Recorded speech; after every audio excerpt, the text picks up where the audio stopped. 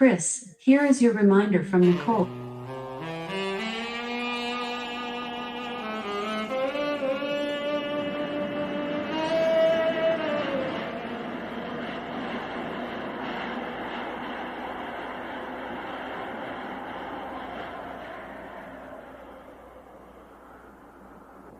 Hate New York City, it's cold and it's damp, and all the people dressed like monkeys.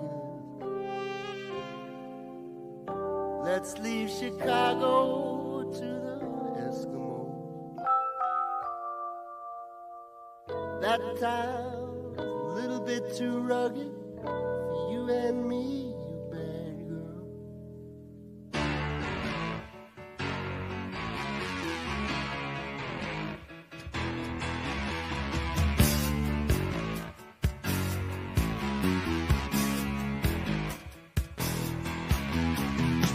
Rolling down Imperial Highway, the big nasty red at my side.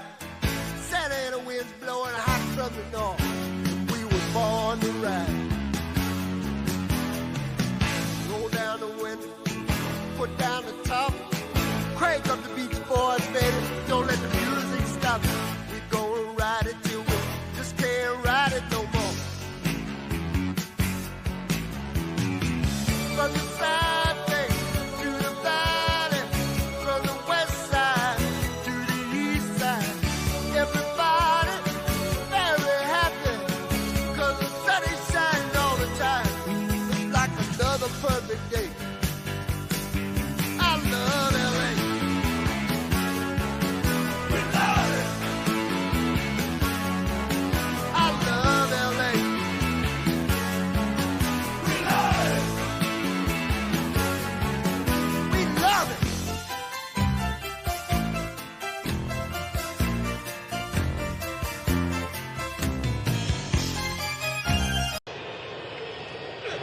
There it is, strikeout number one of the Major League career of Troy Taylor. There it is, what a way to end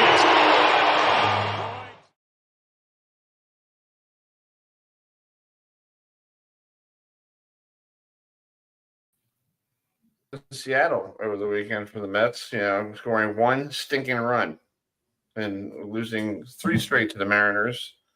So their playoff hopes are on life support right now. Same as us in Atlanta. Yep. So we take on the Oakland, or we call them Sacramento A's tonight. We take on the Giants and over in San Fran. Yeah. So welcome to the SportsTalk. Chris Heidel here we're back on a Monday. This is August 12th. If anybody's out there in Los Angeles, be careful. I just heard they had an earthquake out there. A 4.7 magnum earthquake. I guess Snoop Dogg was still dancing from yesterday's closing ceremonies. Or Tom Cruise was doing another crazy act. Exactly. So we got a great show tonight. We got some bowling. We got some football. We're going to talk some great games coming up to you on the Labor Day. One game is going to be coming up on week 0. It's between Delaware State and Hawaii. We'll get Brian McInnis on from the digital sports reporter from Spectrum News in Hawaii, who is joining us. And Kristen has just logged in. Thanks for Kristen for joining us this evening. Kristen. 7:45. Adam, your good friend Frankie, the 2-time United States Open winner, who just won a tournament out in Denver this past weekend. We'll talk to him what's new. And our good friend Timothy Bourret, who's the old SID for Clemson University, will be joining us. He's the part of Don Munson's radio broadcast, so he'll be joining us at 8:05. And then we'll talk a little USC LSU with Ryan Abraham, who does some stuff out there for the Trojans. So the Trojans are in a Big Ten this year. And LSU and Brian Kelly. Hopefully Brian Kelly just shuts his trap this year and we don't have to hear about it. Because I think he just likes to mouth off all the time. Right, Matt? You heard about that guy. He did that all the time at Notre Dame. Just started running his mouth, think he's some kind of Partesian. He's not. So he can't even win a title. Thank you. So Hey, Chris. Rick working it. Anyway, we'll talk more about that because Notre Dame and Texas A&M renewing their rivalry, or not really a rivalry, but they used to play each other in the. Man, I found some old clips for you.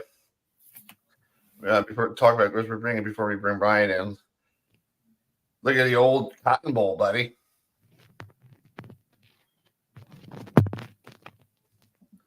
Oh wow, that's some vintage footage.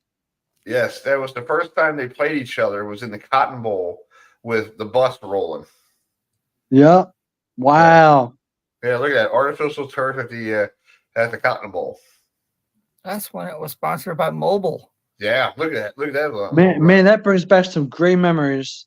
Yeah, I found that on YouTube last night. Folks on they still have old bowl games on there. So here's I think that's the the bus was the 6th, right? He was number 6, right? Yes. Correct. Yeah. Yes. Who was number 4? Not the bus. Not the bus. Oh, here's the bus. Oh, yeah, there's the bus. He's running. Anyway, we'll talk Notre Dame and Texas A&M because they haven't played each other since 2001, Matt. So that's going to be a very interesting evening. So we'll finish this up right here. I'm not going to cut the drive off until they try to get it in the end zone, right? Nope, they fumbled. See, that's typical Irish football, buddy. Well, what do you think is going to happen this year? Oh, well, yeah, they're ranked 7th in the AP, so that's going to be interesting. So, Chris, it's called Florida State is the highest ranked team mm-hmm. in the ACC and also highest ranked team in the state of Florida. Yeah, there you go. Yeah, they came in 10th behind ahead of Clemson was 14th, Miami was 19th, and then NC State finishes in the 24th. So, hey, Chris, it's called I don't think Florida is going to have a head coach at the end of the year. Have you seen their last 5 games? I think all of them. I think every team they play is ranked. Oh my God! I heard their schedule is like murder row. Yeah, that's Chris. That's right, and I think it's time we go Aloha. Yes, well, I do have some good music here for that one. Hold on a second. Well, Adam, what is their schedule? Let's see this. All right, Adam, bring them in. Sure, folks. As you guys know, we love to talk to people from everywhere. So, right now it's almost 2:00 in the afternoon Hawaiian time. And if you are a night owl like me, you'll probably find a way to stay awake to watch this game. It's between the Delaware State Hornets and the Hawaii Rainbow Warriors. So let's bring in the digital sports reporter for Spectrum News in Hawaii on this Tuesday afternoon out there in Honolulu. It's actually Monday afternoon, buddy. We're Monday. Oh, fine. Monday afternoon in beautiful Honolulu, Hawaii. The digital news reporter for Spectrum News in Hawaii, Brian McInnis, is joining us. So, Brian, aloha and happy Monday afternoon out there in Hawaii. So, Hawaii has a good game against Delaware State, and then they play UCLA out of the Big Ten, which is still weird to me. So, what's it like for Coach Timmy Chang and the Rainbow Warriors, heading into the upcoming season?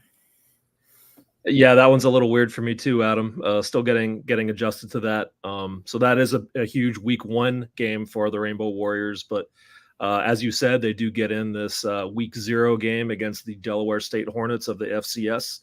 We're about 12 days out from that one as of today. So they're ramping up. They're feeling good. Year 3 for Timmy Chang. It's a big season for him, guys. And thanks for having me on, Adam, Chris, and Matt. Really appreciate it. And for that intro, Adam. Like I said, big season ahead. Pivotal potentially for Timmy Chang. Year 3 out of a 4-year contract that he signed to coach his alma mater a couple years ago. Yeah. Just talking about, Chang was actually the best quarterback ever at Hawaii, right? He had all the passing records, and I think he put Hawaii football back on the map after when he was playing, right? He had a lot to do with that. Yeah, at one time he had the NCAA passing record and some other records as well. Timmy himself will tell you that when Colt Brennan came along a few years later in that run and shoot offense and set a number of records, touchdowns responsible for, not quite the yardage, but just leading Hawaii to a 12-0 regular season. Colt's kind of considered even by Timmy himself like the gold standard of quarterbacks in that run and shoot era. So, but no question, Timmy, is still fondly remembered here for his time in the green and black. I love the uniforms, Brian. Back in the old days, the old white helmets with the rainbow on it. That was like the coolest thing in the late 80s, early 90s on ABC when you guys did the Aloha Bowl. I was like, all right, that's an awesome uniform. And then they went to this black uniform with the logo with the H on it. I'm like, what are you doing? Sometimes they bring back, they'll throw it back to that old rainbow helmet, rainbow unis. They've done that a handful of times. The fans, they do love it. Yeah. So how difficult is it for a team from the East Coast coming all the way over to you guys? Because I know I made the trip years ago to Hawaii, and we had to do a connecting flight. And I guess Delaware needs to come over to 4 days in advance to get used to the Hawaiian time zone, because it's totally different. For me, it took me a couple of days to get back to the Eastern time zone when I got home. Yeah, because I was so used to the Hawaiian time. So is that a more advantage for you guys, knowing we don't have to go anywhere? We could just have someone from the East Coast come and we could just drill them out of here real quick. Yeah, Chris. It is a pretty big advantage for the Bows, especially for a team coming in, 6-hour time difference this time of year from the East Coast. But it works against the UH pretty much every time they have to travel to the mainland. Minimum 3-hour time difference to the West Coast. So honestly, overall, it probably is in UH's advantage just because they get used as much as one can get used to traveling that great a distance. There's a couple schools of thought for teams coming this way to play, though. You can do what you said as far as getting in 4 or 5 days in advance, trying to acclimate yourself, get settled. Or there's the other school of thought, which is kind of like the midnight raid thing and just get in right before the game, play it, and then get out of town. So I don't know what Delaware State is going to do. I know they're getting a guarantee to come out this way. This game was actually a replacement for Oregon. University of Oregon was supposed to come in here and play Hawaii as part of a 3-game contract that was signed some number of years back. That's actually now recently been canceled entirely. So, UH found Delaware State. That's cool. Adam, you got a question for Brian? Yeah. So, Timmy Chang, you mentioned Timmy Chang and you mentioned Cole. But for people who don't know, Hawaii has had a legendary voice on their television broadcasts in the past in Jim Leahy. Now it's son Noah who's on the broadcast. So talk about the legacy that Leahy's have when it comes to Hawaii rainbow football. Yeah, absolutely. That's a great question, Adam. It's huge. Jim Leahy was the voice of UH sports for 3 decades plus.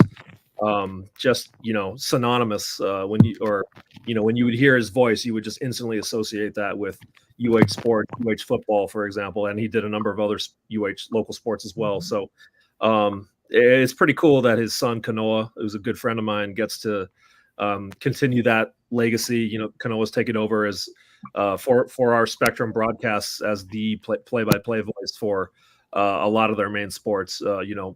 Basketball, men and women's basketball, women's volleyball, football, of course, baseball. So he does a great job in his own right. He would tell you that his old man was the best to ever do it.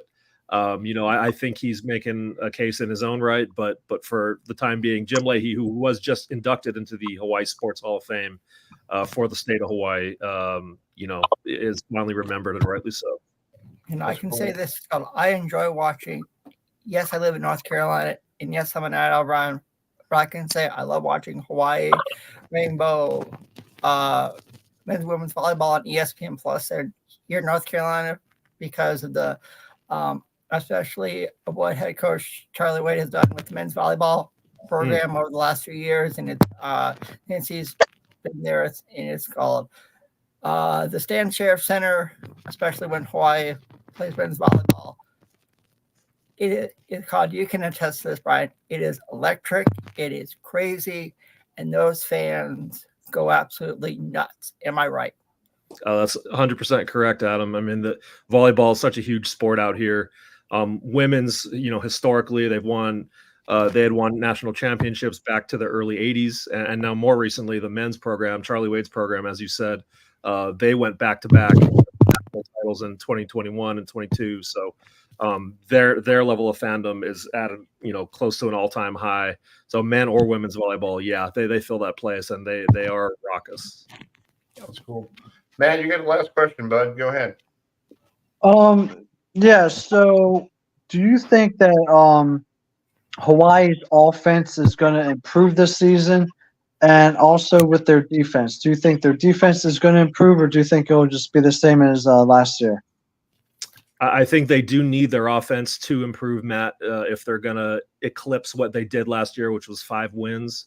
They want to make a bowl game this year. That's kind of their overarching goal. They did lose, at least for the time being, one of their prime receivers in Stephen McBride. He had a rest shortly before fall camp opened. It's to be determined, when they will welcome him back, or if, and how long his absence will be. Meantime, they're trying to get that run and shoot offense humming. They brought in Dan Morrison, who was the quarterback's coach back for guys like Timmy Chang, like Colt Brennan in the mid 2000s. They're hoping his return can really kind of help get that, offense firing on all cylinders. They do have guys like Pofele Ashlock, sophomore slot back. They're trying some new guys at wideout, including Tylen Hines, who was a former running back. Dekel Crowdus at wideout as a Kentucky transfer. He's been impressive so far. So I think they need their defense to kind of hold steady and see if that offense can improve, because that's where Hawaii's bread is truly buttered. And Timmy Chang knows what it's like to operate it at a high level. He knows what it should look like if guys are making the right reads, because it's very much a read and react offense. You're really not supposed to think too much when you're the receivers. You're out there just reacting based on what the defense is showing you. And as long as the quarterback, Braden Shager, who's very experienced, is on the same page with those guys, they should be better. We'll see if it translates, though. That's true. Well, Brian, thank you so much for coming on this evening, or good afternoon, this afternoon out there. Enjoy the weather, and I hope you guys hopefully the game will be cool for us here on the East Coast. It's going to be midnight when it kicks off here. That's what, 6 o'clock Hawaiian time. Mm-hmm. Yeah. So anybody wants to tune in to watch that, it's on Spectrum. It's probably on ESPN Plus probably. So, well, thanks, Brian, and have a great rest of your night. Okay. No, appreciate you guys having me on. It was fun. Thanks, man. Aloha. Aloha. See you, man. That's Brian McInnis, who he does the stuff for Spectrum Hawaii News. He does he's a digital sports reporter for him, so it's really cool. We went over to the shores of the big island. So let's bring in Adam. I know you know this guy pretty well. We probably saw him a lot. So go ahead. It's called I'll get the ball rolling. And our next guest is a 2-time U.S. Open champion, and I had the privilege of watching some Stanley Cup hockey with him at the TLC in Akron when we were there, and I'll see him when I get to Portland, Maine in a couple weeks. He recently won a trios event featuring the stars of the PBA Tour, the PBA 50 Tour, and the PWBA Tour, and his winning streak kept on rolling since yesterday out in the Mile High City of Denver, Colorado. He won a PBA Tour Super Regional. So let's bring in the number one fan of the Montreal Canadiens, speaking of hockey, a member of the Akron Atom Splitters, Francois Lavoie. So Francois, thanks so much for joining us tonight, and congrats on the win yesterday. So I got to ask you, my friend, what's it going to take to take home the Elias Cup, to knock out the number 1 seed High Rollers and the hometown team, the Portland Lumberjacks, when we get to Portland in a few weeks' time. It's going to take a lot of strikes, that's for sure. The league is always high energy, high scoring. We're going to need all of us to be on top of our games, and we're going to need to bring a lot of strikes. Yeah, congratulations on the win yesterday in Denver. You used one bowling ball for the entire tournament, so that must be a little tough for you using like just one ball. Talk about that strategy, because I saw it on your Facebook. You're like, "Hey, I had one bowling ball and it worked perfectly." Yeah. So how did it all work out? Yeah, that's right. I wrote I was a one ball Johnny this weekend, just one ball from lane to lane.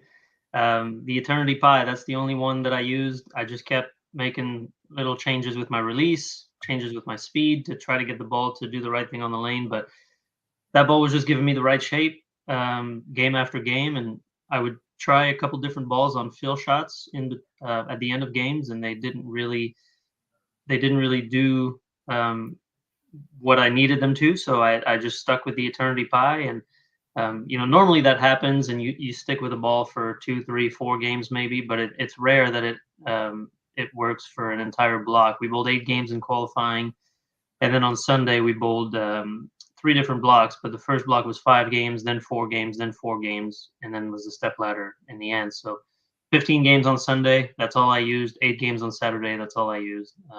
Yeah, Eternity Pie. That's cool. That's awesome. But you had a tough year this year on tour, on TV. What happened? And now you feel like you turned it around here in the summertime. So what's the difference? A couple of things. A lot of it's physical. Bowling on tour is very different from any other bowling tournament that we have. The tour players as a whole have an insane amount of rev rate. Everybody on tour has a really, really high rev rate. So when I'm in an environment like that, I'm on the low end of the spectrum. Now, of course, if you compare me with a regular league bowler, my rev rate's not low by any means. But when I'm on tour, my rev rate is low. So that makes it keep up with the way that the lanes transition now, and the way that the way that bowling is sort of evolving. It makes it a lot trickier to adapt to those conditions and to keep up with the high rev players. So what was happening was subconsciously I was doing some things at the release and in my approach that were in efforts to try to make the ball hook as much as possible, because I had to try to find a way to keep up with where everybody else was playing the lanes, and that just translated to worse shot making and a lot of inconsistencies. It just created a lot of inconsistencies in my game. So towards the end of the season, definitely got better, but I got off to a pretty bad start to the season, and it was hard to make up all that ground. Performing poorly in a major is tough when those are worth the most points. So it's tough to make up points when you have one like that. And that's what happened with the first major of the year. But then since then, physically I've been feeling a lot better, and in the off season, I guess it wasn't much of an off season for me. I just got back to work and tried to figure some things out, and finally feels like I'm bowling well again, and I have control over my ball motion and control over the shots that I'm throwing. So I feel a lot better, and just in time for another sort of busy season coming up. I'm going to New Mexico Open this week. And then after that, going to be bowling the Lucky Larson Masters in Sweden, and a big inaugural event for a brand new bowling center in Korea. The Storm distributor in Korea just built a brand new bowling center. Oh, wow. And they're having a huge tournament with about 400 people invited. So really big tournament coming up. That's right after Sweden. So I'll go straight from New Mexico to Europe, and then straight to Asia before I come home in about 4 weeks' time, I guess. And then you go to Poland. Yeah, so as soon as we come back from Korea, I want to say I come back on a Monday from Korea, and then I'll go to Portland. Maybe it's the Thursday or something that week. Okay. That's cool. Adam, you have a question?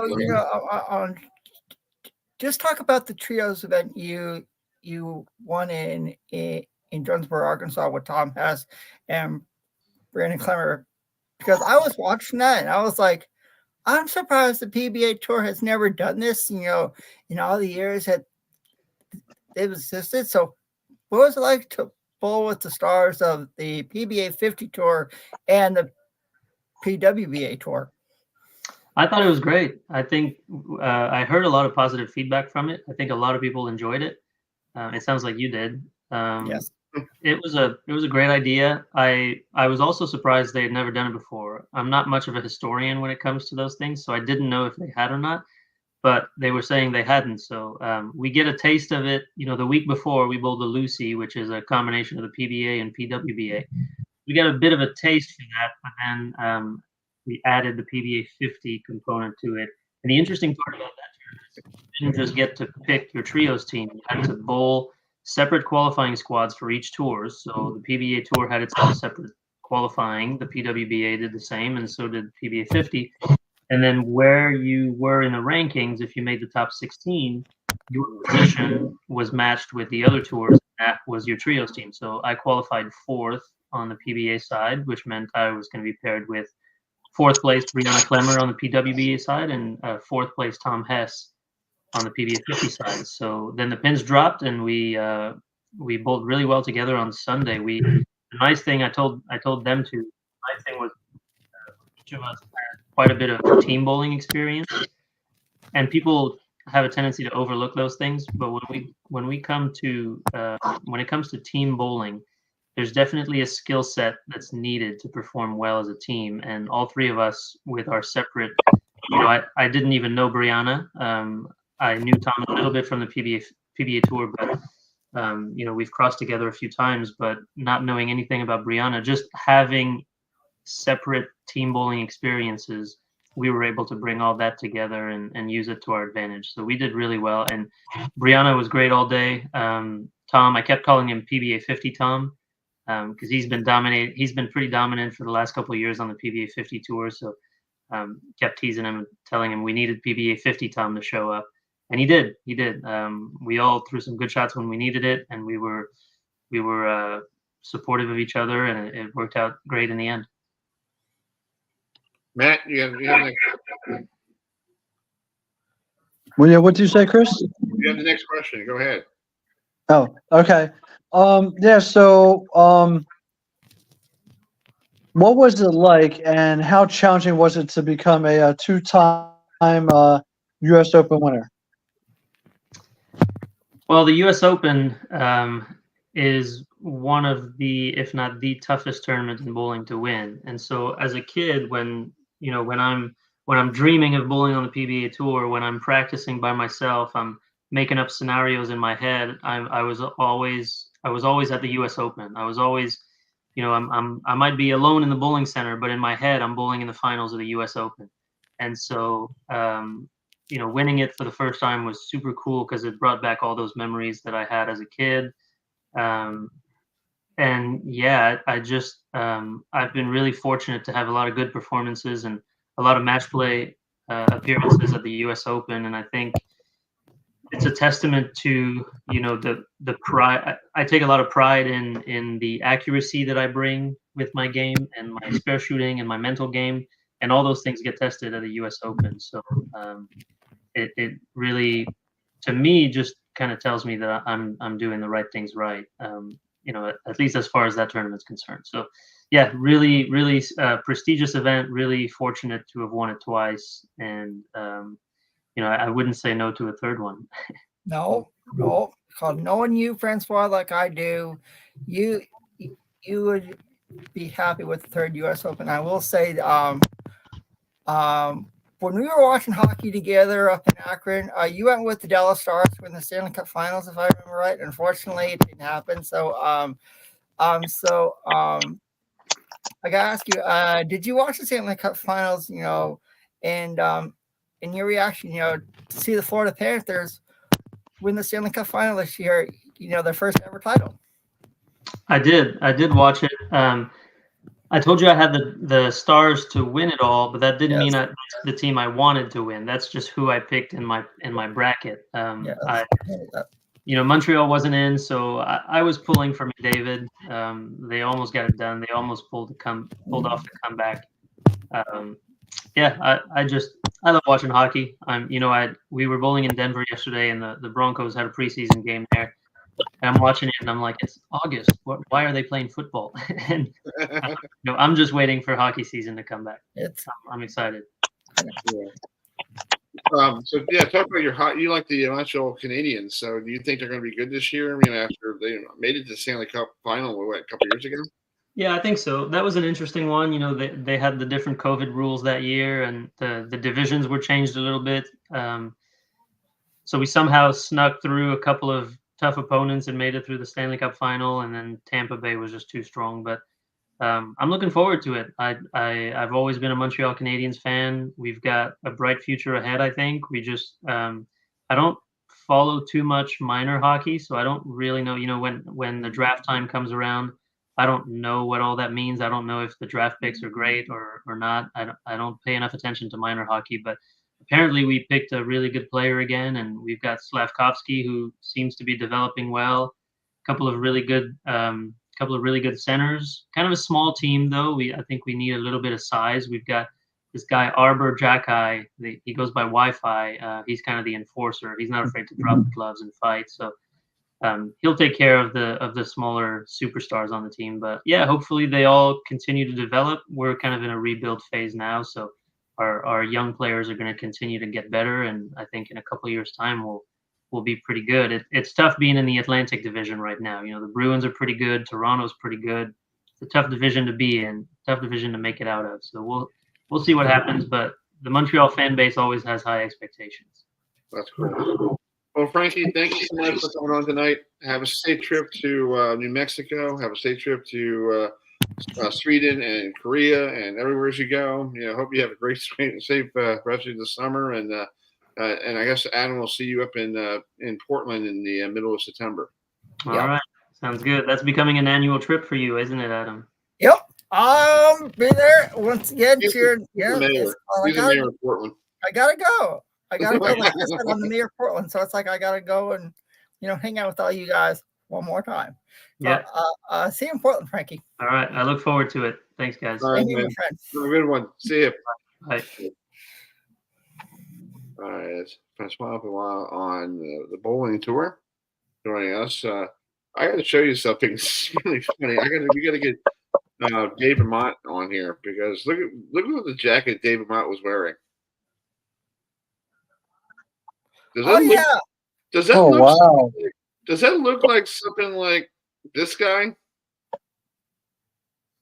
Hold on. Gotta get to the. Hold on, I gotta get to the. I'm trying to get to the. Chris, that's old school PBA tour. That's like. Yeah, but I gotta get it closer to. That's the old school there. But I'm trying to get to Chris Schenkel. Chris Schenkel had the same jacket. Yes, Yeah, Archer asked. This is the beginning of Archer. Yeah, come on, speed it up here. And then Jim Sevenish, all that stuff. No, but I was trying to bring it out to you guys because I forgot to cut this down a little bit. Wow, that's old fashioned there. So anyway, let's before we bring Tim in. Look at Ernie Schlegel. Yeah. Wow. Yeah, this is the Greater Hartford. I think it's the Greater Hartford. Yeah, Mike Durbin. Look at that. So if you get on the tour, watch this. So you see the you're done with it, and then you get to Chris Schenkel. What's this? I don't know if Dave Vermont. It's Garden City. I forgot if it did Long Island, but hopefully they pan to Chris Schenkel. Hold on here. I think they. Come on, speed it up here. All right, come on. Yeah, we know you're in Garden City. We know. All right. Does that look like this? Yes. Yes. We need to talk to Dave Vermont next week and ask him, did you like ransack Chris Schenkel's closet? I want to know too. The old agency logo right in the corner there, and then you're good to go. I know. Wow. Yeah. So anyway, it's top of the hour, 8:02 here on a Monday. And Adam, would you like to bring in this next guest? He's a very good SID, and he's doing a lot of stuff. Sure. I'll keep the ball rolling here. And coming up for week 1, there's going to be a huge game down in the the city of Atlanta, Georgia, the Aflac Kickoff Classic between the Clemson Tigers and the Georgia Bulldogs. And Clemson's got a really good team this year, led by head coach Dabo Sweeney and quarterback Cade Klubnik. So to preview the game, we have former SID from Clemson University, and you can also catch him as an analyst on legendary Don Munson's radio show. Timothy Bourret is joining us now to preview the game. So Timothy, thanks so much for joining us tonight, and talk about how Clemson will do this year in the ACC, because I think one of the key games is going to be when the new Florida State quarterback, DJ Uiagalelei, faces his old team in Tallahassee. That should be a barn burner. What do you think? Well, first of all, you've gained instant credibility by saying Uiagalelei properly. I know he's working on it. Thank you. I worked on it. Yeah, and radio analyst, that took a while to get that correct. Although his freshman year, when during the pandemic season when Trevor Lawrence got COVID, he got the start at Notre Dame and threw for 426 yards, which is still the Notre Dame record for an opponent. So he kind of burst on the scene there, and he's had a good career. He did a good job at Clemson 2022. We won the ACC championship, went 9-0 against league teams. Now, he struggled in the ACC championship game, and Cade Klubnik came off the bench and actually was the MVP of that game. But I think he had a pretty good season at Oregon State, and it's going to be fascinating to see what he can do against the Tigers on October the 5th. Exactly. I guess you put me on to talk about the Georgia game, didn't you? Yeah, the Georgia game. Yes, we did. Yeah, let's talk about Georgia. So this is old friends basically playing each other. You played in the Duke Mayo Classic a couple years ago. Nobody scored a touchdown. The offense, it was all defense. Now this year, Georgia is number one, coming back off another fine season. Blew Florida State out of the Orange Bowl. But what do you think about Clemson's chances against a very good Georgia squad? They only lost 32% of their players. Everybody else has gone to 80% pretty much. Yeah, well, both teams I think have a good amount of players coming back. Clemson has 8 starters coming back on offense, including quarterback Cade Klubnik, who, he had his ups and downs last year as a sophomore in his first full year as a starter. And it's interesting today. People don't look at the fact that, quarterbacks especially can improve over time. Everybody was like, well, if you haven't done it your first year as a starter, you're not any good. Well, people forget that the 3 guys who went to New York last year for the Heisman, they all ranked in the top 10 in passing efficiency last year, but they were 65th, 80th, and 110th in passing efficiency 2 years previously, or in other words, when they were sophomores. So, they all got better last year. And I think Cade, as he gets more and more experience, is going to get better also. His big thing was, he had some untimely fumbles. He threw 9 interceptions, which was 8 less than Deshaun Watson threw when Clemson won the national championship in 2016. But it was some even in the first game, had a missed handoff against Duke that led to a touchdown going the other way. Of course, the return for a touchdown by Florida State was the key in that game. So hopefully those mistakes are going to get corrected. I look for Clemson to be much better in the offensive line. We had 2 starters who were out for most of last year who are back this year. And right now, knock on wood, our receivers have been very healthy in the preseason. We've got 2 freshmen who have come in, Wesco and Moore, who I think are really going to help. But also we have, Williams is going to be back healthy. He only played 3 or 4 games last season. So I think we're going to have much better depth at the wide receiver position. Defensively, we're always pretty good on defense, ranked in the top 10 in the nation in total defense 8 of the last 10 years. And I look for us to have a really good defense again this year. Matt, you have the next question. Go ahead, bud. Yeah, so with Georgia losing only a couple games the past 2 seasons, and that team was only against Alabama Crimson Tide. How in the world is Clemson going to pull off a victory? Well, you say that over the last 3 years, I guess they've only lost one game or two games, I guess. And they're obviously very good. But I mean, this is obviously a new season. Coach Sweeney, when he has his first meetings, they start from scratch. This is a brand new team, and now they do have Carson Beck back, who's a terrific quarterback, but he did lose a couple of receivers. The tight end was one of the best players in the country last year. He's now moved on to the NFL. But obviously, Georgia has recruited very well, and they're going to be an outstanding team. But for Clemson to beat Georgia, they can't make mistakes. When you look back at 2021, when Georgia won they were a national championship team, and the game was decided by one turnover, an interception thrown by Uiagalelei. Actually, I believe our receiver ran the wrong way. It really wasn't Uiagalelei's fault. But anyway, that one play decided the whole game. Those were two outstanding, defenses. So Clemson played with Georgia that year. They won the national championship. There have been other great meetings in history where that has been the case. Back in the 80s, there were just some great legendary games between these two teams. And I just know that both teams are going to be very fired up for this game, especially on national TV and the atmosphere we'll see in Atlanta. Do you think this game would be a defensive battle or an offensive game? Like a lot of offense?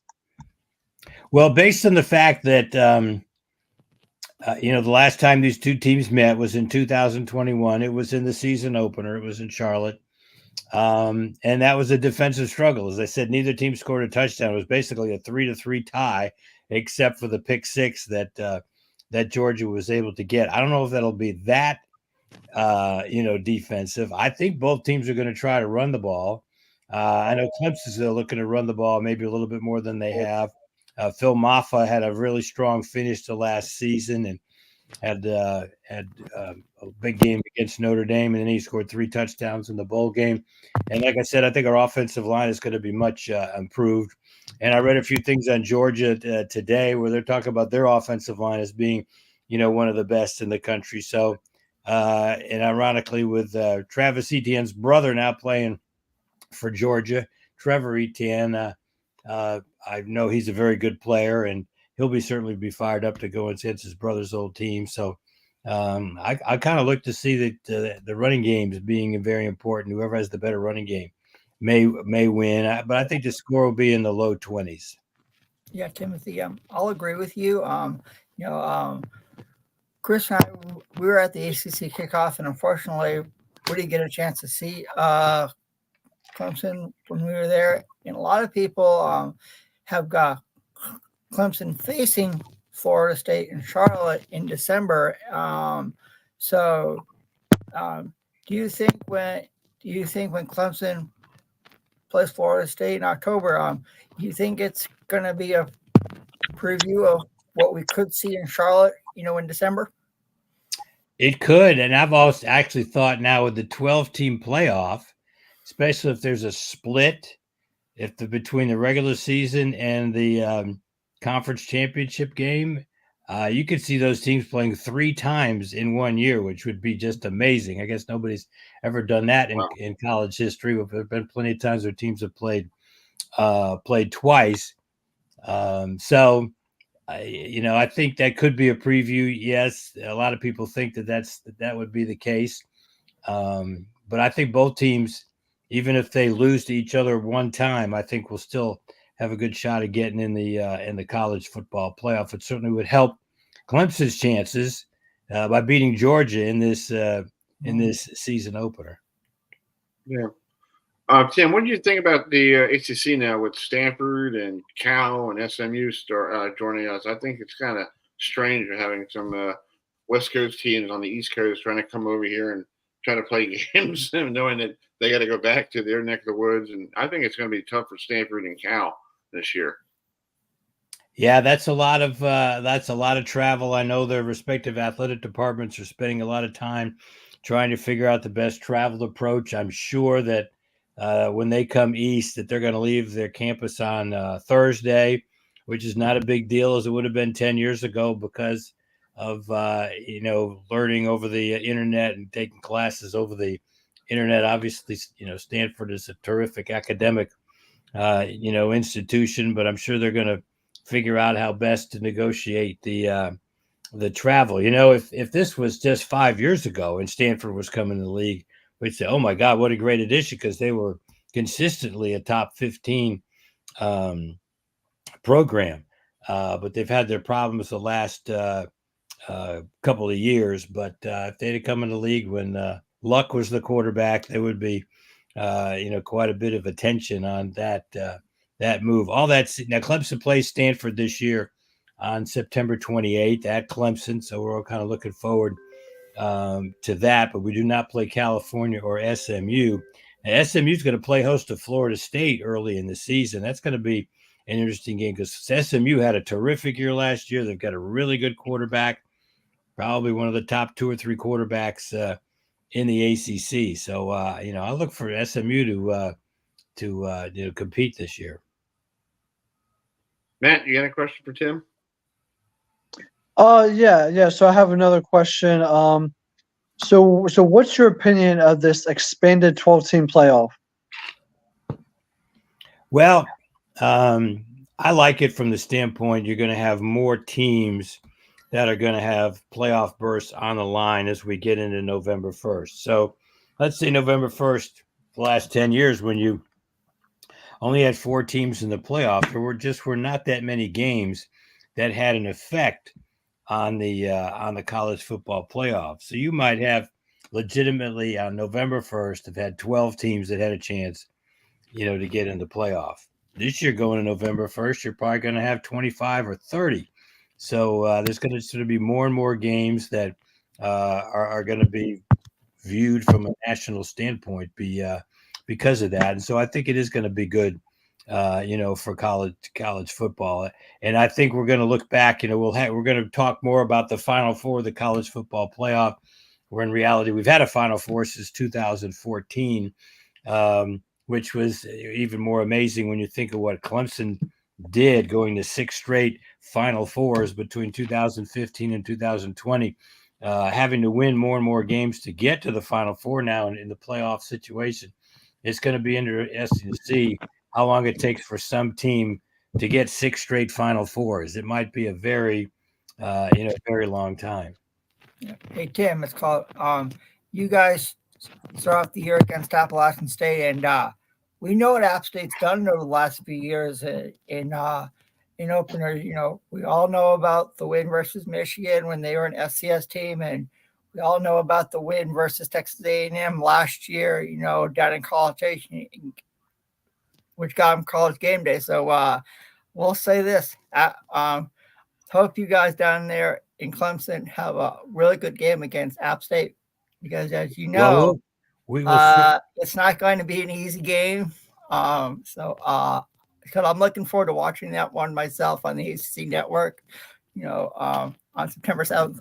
Couldn't agree with you more. And, we followed App State and Clemson closely. I guess it was 2 years ago or whenever it was that Chase Bryce was the quarterback, who, of course, was a Clemson quarterback for a couple of years. He was a freshman in 2018, saved the season actually against Syracuse when Trevor Lawrence got hurt. It was also the same week when Kelly Bryant decided to drop off the team so he could play another year of college football at Missouri, which we kind of all understood. So we know how good that program is, and we all saw the Texas A&M game you talked about. It seemed like they had another game with North Carolina. It was like 53. Yes, that's right. That's right. I'm not sure about Dabo's smarts in scheduling there, just because you're going to be coming off the Georgia game, which is going to be incredibly emotional. Whether you win or lose the Georgia game, you're going to have an emotional situation. So that App State game is kind of a trap game. Fortunately, after the next week we have open, before we have to turn around and then open the conference play against NC State. It's going to be really good. Yeah.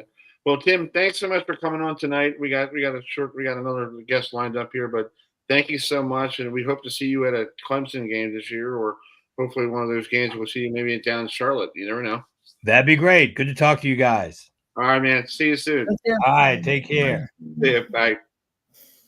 All right, that's our good friend. Yeah, we're having a little problem with our stream tonight with the folks on Twitter. Yeah, it's not working. Probably because Musk is having Donald Trump on. Yeah, it's called, yeah. So anyway, it's 8:18. Let's before we bring it in, we'll talk about a little bit about that Clemson Georgia game real quick before we bring in John. But what do you? I think that game. I don't know why that game's 12 noon. I'm sorry, but I think the Miami Florida game should be 12 noon, and that game should be 3:30. Thank you. I'll agree. Do you agree, Matt? In the dark. For what time the game should be? It should be 3:30 kickoff instead of 12 noon. I think they were worried about the heat and the humidity in the swamp, but that's Gainesville, Florida. Who cares? Thank you. Florida's Florida weather. I was down in Pensacola. It was sticky. Who cares? Yeah, well, yeah, you were down there in the 100-degree heat. Yeah, exactly. So Adam, I know you know this gentleman pretty well too, right? I know him. It's called, I'll just keep the ball rolling here in North Carolina. And our next guest is, I think a lot of people would agree with me that I think he's going to be the PBA Tour 50 Player of the Year.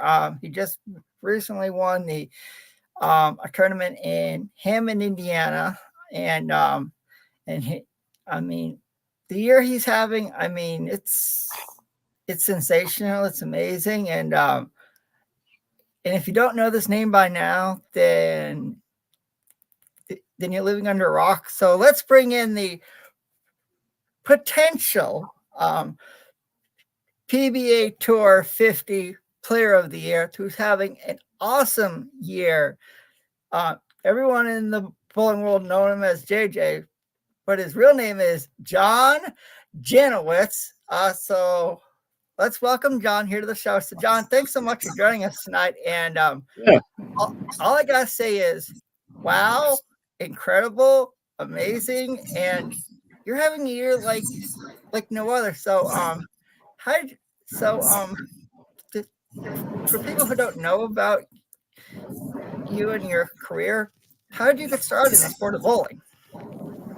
Excuse me? What did you say? I said, how did you get started, in the sport of bowling?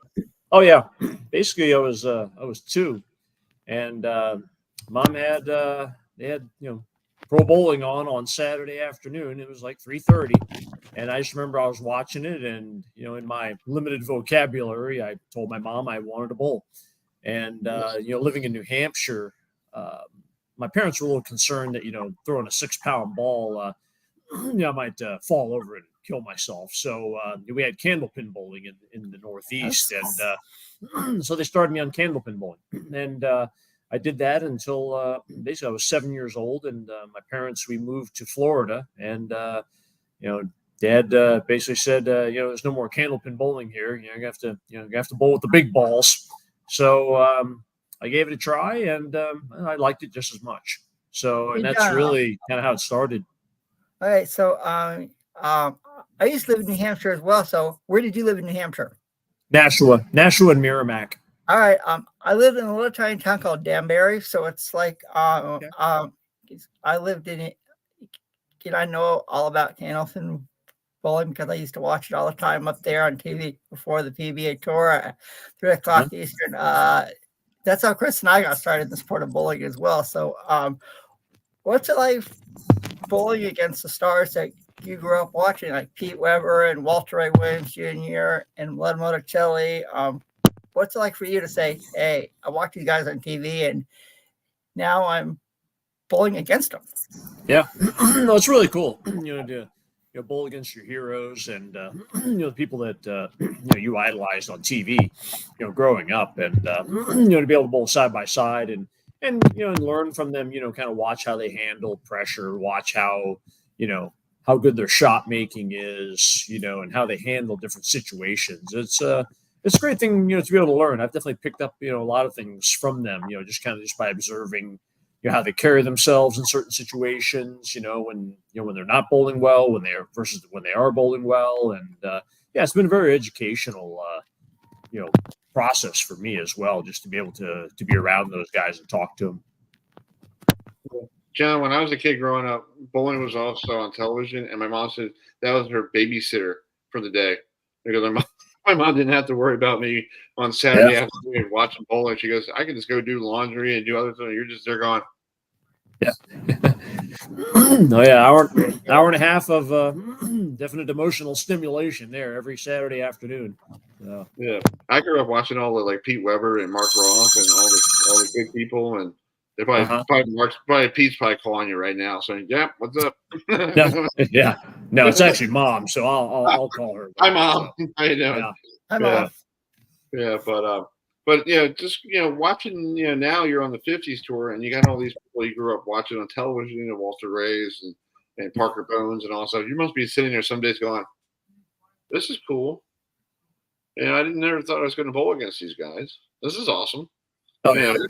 Have you ever sat there and just like take a moment going, "Yeah, John is going to be beating Walter today. This is good." Yeah, like I said, it's great to be able to bowl, side by side with those guys and learn from them too. And that's it's been a great year so far. I can't complain. The last 2 years have been really, really good, and just hopefully we can finish it out this week. Didn't bowl very good this morning, but that's okay. Tomorrow's another day, 8 more games, and hopefully I'll be a little bit smarter and at least make the first cut, and then go from there. What was it like bowling in Akron, Ohio, where, like you said, when we were kids watching the Professional Bowlers Tour, that was the Firestone Tournament of Champions. Yep. Was it walking in there this morning going, "Whoa, this is cool"? Oh yeah. It's I'd been here before, but I've never actually bowled here before this week. So yeah, I mean it's pretty neat to come here, knowing the history, and I'm sure the place has been renovated a little bit, when AMF and Bolero took over. But I mean, when you look at the bar and you kind of think about all the different stories and people that have sat there, Hall of Famers over the years, and some of the post squad and before the TV show, all the conversations that were had and whatnot. The history that's here is it's pretty. It's really, really neat to be able to be a part of it, and I am really glad that they that we were able to hold the Tournament of Champions here, even though I did love having it at Orange Bowl, since that's last year it's 35 minutes from my house, but to have it here though is with the history it really does make it pretty special to have it here. Yeah. Tom, you go ahead, Adam. Go ahead. I actually was there for the TOC for the PBA tour in April. And when I went there, when I saw that legendary sign through these doors past the world's finest bowlers, when I saw it, I was like, I saw that on TV with Chris Schenkel and Nelson Burton Jr. growing up, and it's like I'm here. I'll look up and you look at all the people that have won the TOC. I mean, you look at Wayne Webb and Mike Durbin and Pete Weber, and it's like, you look up and it's like, and you see those legendary lanes, 37 and 38, and it's like, if those lanes could talk. Oh yeah, yeah. They got stories. I saw when I was there in April, I was like, yeah, I'll probably come back again because it's like I just want to take it out later. And it's like little Adam is living a dream. Oh yeah.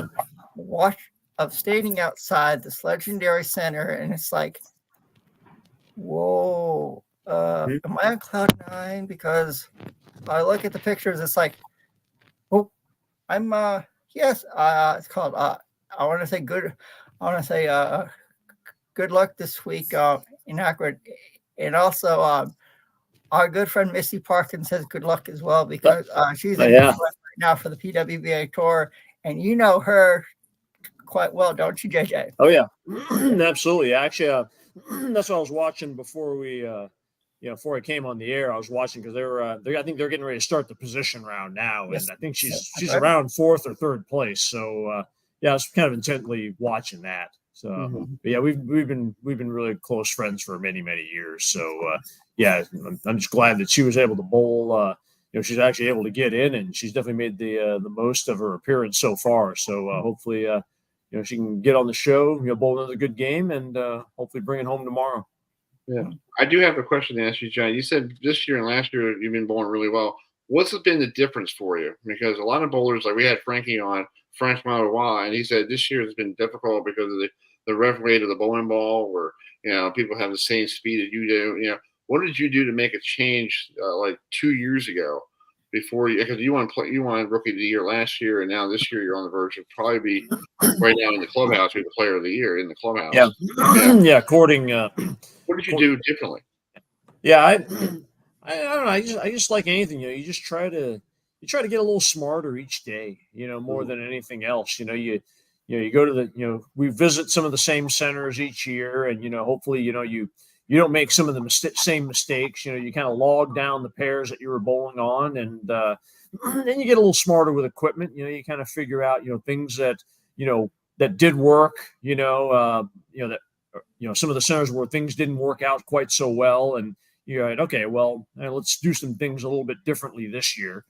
So I think some of it was a little bit of a growth, in those regards more than anything else, and trying to keep the good things, and remember the things that don't lose the things that you've been doing good, but just try to improve on the areas. Some of the medium patterns I wasn't really that good on. I tried to get a little bit better with those, and also it was a little bit of a different learning curve this year, also with the urethane balls changing now to the 78 hardness balls. So that's changed a few things as well too. So, but yeah, it's been good so far. You just like I said, you just try to keep getting a little smarter each day, and just try to learn from the mistakes of yesterday and not repeat them. And that's hopefully I'll do that tomorrow and not make the same repeats and shoot repeat the same mistakes I did yesterday and shoot 151 again like I did the first game out of the box. So hopefully I'll be a little smarter tomorrow. But we'll go from there. That's cool. Well, let me let you go so you get yourself ready for tomorrow. If you want to watch John and the rest of the seniors, they're on Bowl TV tomorrow. I think it kicks off 10 in the morning, Adam? Oh yeah, 10 a.m. tomorrow. Yep. Yep, Yeah. That's right. You can watch the lanes of where all the yesterday's champions coming back and see if they could do it again. Yeah, that would be cool. Right. So, well, John, keep up the good work, and we'll hopefully you chase your dreams and maybe make it 6 for 6 this weekend. That would be cool. Yeah, I would definitely like to get a 6th title for this year, but got a little bit of work to do, but that's okay. So, yeah. Well, good luck. Thank you so much for coming on. Yeah, thanks for having me. I really appreciate it. All right, man. Talk to you soon. Okay. I see it. Bye. Yep. Mm-hmm. All right, that's John Janawicz, who one of Missy Palin's. Missy's. We have her on our show once in a while too. Yes, we do. Yeah. Actually, our good friend Dave Ryan's calling the PWBA Tour Championship tomorrow night on CBS Sports Network with Kelly Hewlett. So that's cool. Nice. Yes. And we may have to get Dave Romano on next week because we got to ask him about this uniform. Yeah. I'll see Craig Elliott. Yeah. But he needs to change the tie because if you want to be Chris Schenkel, you have to wear a blue one. Yeah. If you look at it. Yeah, that's Chris. That's right. That's right. Yeah. Before we, we got some cool stuff here on the show. Next week we'll be here on Thursday. Because I have to work next Monday, but next Thursday night it is a week of Georgia Tech and Florida State. But we got some coaches coming on. We got Coach Wilson from Morgan State going to be coming on. We have Coach Shimmer from Towson coming on, and we also have the coach from South Missouri State coming on as well. Because they're playing in a week 1 game against one of the Power 5 schools. But looking on the before we bring in Ryan. Let's see. I have some cool little tidbits here. We got to say our condolences to Mike Cubridge, former Met, Farnham, who actually was a manager for the Tide from 1987 to 1990. He passed away this morning. So, but he did play for the Minnesota Twins. I found this on YouTube today. You could tell he's going to be a future manager. Look, no. No, that's manager. Through his helmet, through everything. So, our condolences to the Cubbage family and also the Met family as well, and the Twins too. So, lost a legend of the game. So, our condolences go out to him. We talked about stuff coming up here yesterday. While the Mets were getting destroyed in Seattle, on yesterday, 1988, some guy named Gary Carter did something really cool. So this is a good old Harry Carey with the call. 8 homers, 36 RBIs. There's a drive, way back. It might be the 300th home run of his career. Gary Carter hit a 2-2 pitch, and he has waited since May the 16th, and he just got it. Sanford Luzo, the third base coach, shaking his hand. Everybody is happy for Gary Carter, except the Cubs. And Johnson now talking to him, patting him on the back. He's got a big smile on his head, on his face, and he now enters the dugout, and he is a picture of relief. He's taken a deep breath of relief. He finally...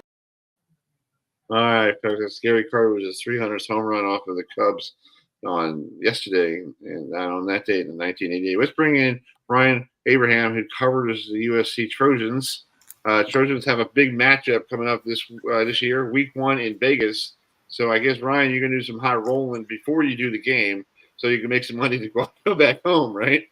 Yeah, I love Vegas. The Pac-12 sort of got hitched to the Vegas wagon towards the end there. So they would have their media day. They would have the basketball tournaments there, so we go to see that. But they also started doing the football championship there.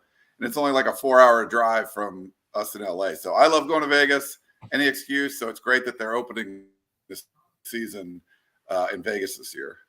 Yeah. So you take on, good old LSU and Brian Kelly, who this time last year was running his mouth about how they're going to destroy Florida State, and we saw what happened after that game. It was pretty.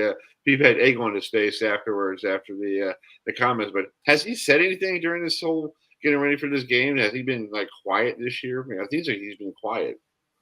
Yeah, it's been kind of quiet leading up to as far as talk between USC and LSU. It's funny that the teams are fairly similar as far as they're both trying to replace a Heisman Trophy winning quarterback. Both defenses were just awful last season and couldn't stop anything. So, and I think both had a little bit of a hard time in the transfer portal trying to beef up the defensive lines. I think Brian Kelly made some comments about that too. And Lincoln Riley was trying, and they just weren't able to do it. That's one of the harder positions, if not the hardest, to get guys out of the portal.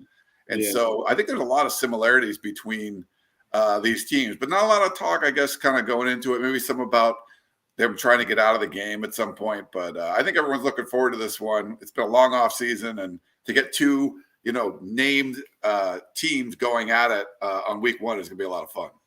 Yeah, so it's really still hard for me to say welcome to the Big Ten. To me, I'm still thinking Pac-12 to you, and and to me, it's like I got my media pass for the Maryland game this year when you guys come to College Park, and I'm like, that doesn't seem right. Like that seems like a non-conference schedule game. This is like like if you go to Penn State, I feel like it's like the East Coast version of the Rose Bowl. Like everybody used to play each other in the Rose Bowl. It's like, I don't understand what's going on here, but I really sad to see the Pac-12 decide to go, see you later, have a great day, and now they're like, what, the Pac-2? That's all they left, Yeah. It's sad. Really surreal just living through it. Because I do the USC stuff, but I've done for the last 8 years a Pac-12 podcast called the Podcast of Champions, and we've transitioned that into a Big Ten podcast, and just previewing Indiana and Purdue and Nebraska. It was like, what is going on? Or watching Tony Petitti for Big Ten media days going, I have to pay attention to this. Like, this is like the conference that I'm covering now. And I think, we've known about it for a while, but the game, when I haven't played the football game yet, the video game. Oh, we have. People talk about that. Very interesting. Yeah, they're like, oh my God, this is real. So I think that's what has made it a little more real. And then obviously once you get in the season, it'll be, the realist. Yeah, I just can't believe that video game is so real looking. Like Adam and I played it at the ACC kickoff, and nobody was in the room, so we snuck in and played for a minute. And we're like, "Wow, the graphics are so great!" But I don't have time to sit at home and play video games like I used to be, like a 7-year-old. Like I got things to do, like job, business, everything else. And him and I were sitting there going, "Look at the graphics!" And we played what we were James Madison versus Appalachian State. Right. And it looked like and I have a house in Harrisonburg, Virginia, McAckiesville, and I know what JMU looks like. I'm like, wow, that looks just like JMU when I saw them on the field. But it's so neat. And I asked one of the Maryland players, because it's all the players that's on the roster with your real names. And I asked Irby, the running back from Maryland, I said, no offense, dude, you're a tough guy to take down in that video game.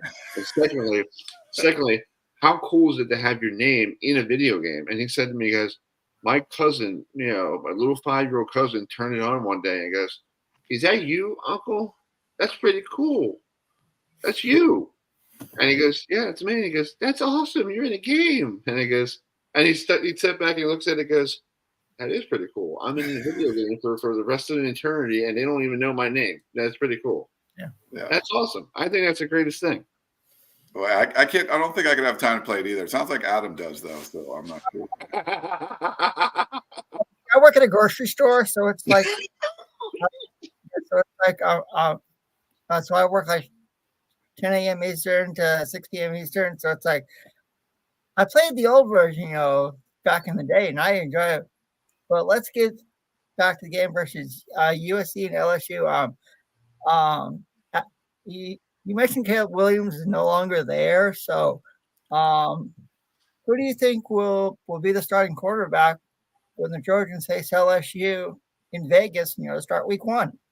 Yeah, so it looks like it's going to be Miller Moss. He's the former Elite 11 quarterback that's just been in the system and has been a backup, kind of waiting his turn. Maybe, certainly not as heralded as a guy like Caleb Williams, but he's not chopped liver. He was a 4-star guy, was Elite 11 guy, athletic enough. I think you're going to see him sort of exist in the confines of what Lincoln Riley's offense is, where Caleb Williams would kind of explore the outskirts and try to be a little bit more creative. And I think Miller Moss can do a little bit of that, but Caleb Williams could go off script, and he was just so good at it.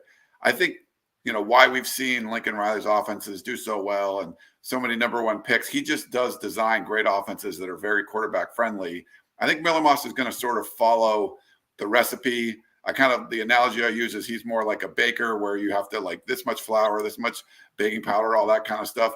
Caleb Williams was more of a chef, and he could season to taste and figure out how he wanted the offense to go. So we saw a little bit of it at the Holiday Bowl, what Miller Moss was able to do, and he threw 6 touchdown passes, and that's a pretty good Louisville defense.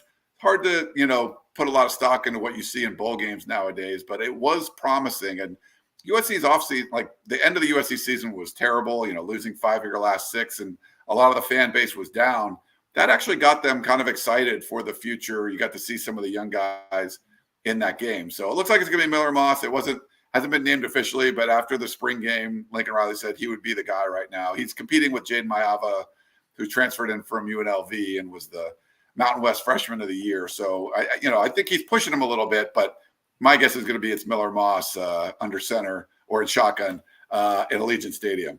Yeah, Chris and I were there for the ACC championship game last year in Charlotte between Louisville and Florida State, and when Louisville only scored 6 points against Florida State, and then they had to face you guys in USC, I was like, okay, Florida State, Louisville only got 6 points versus FSU, and then had to go face you guys. That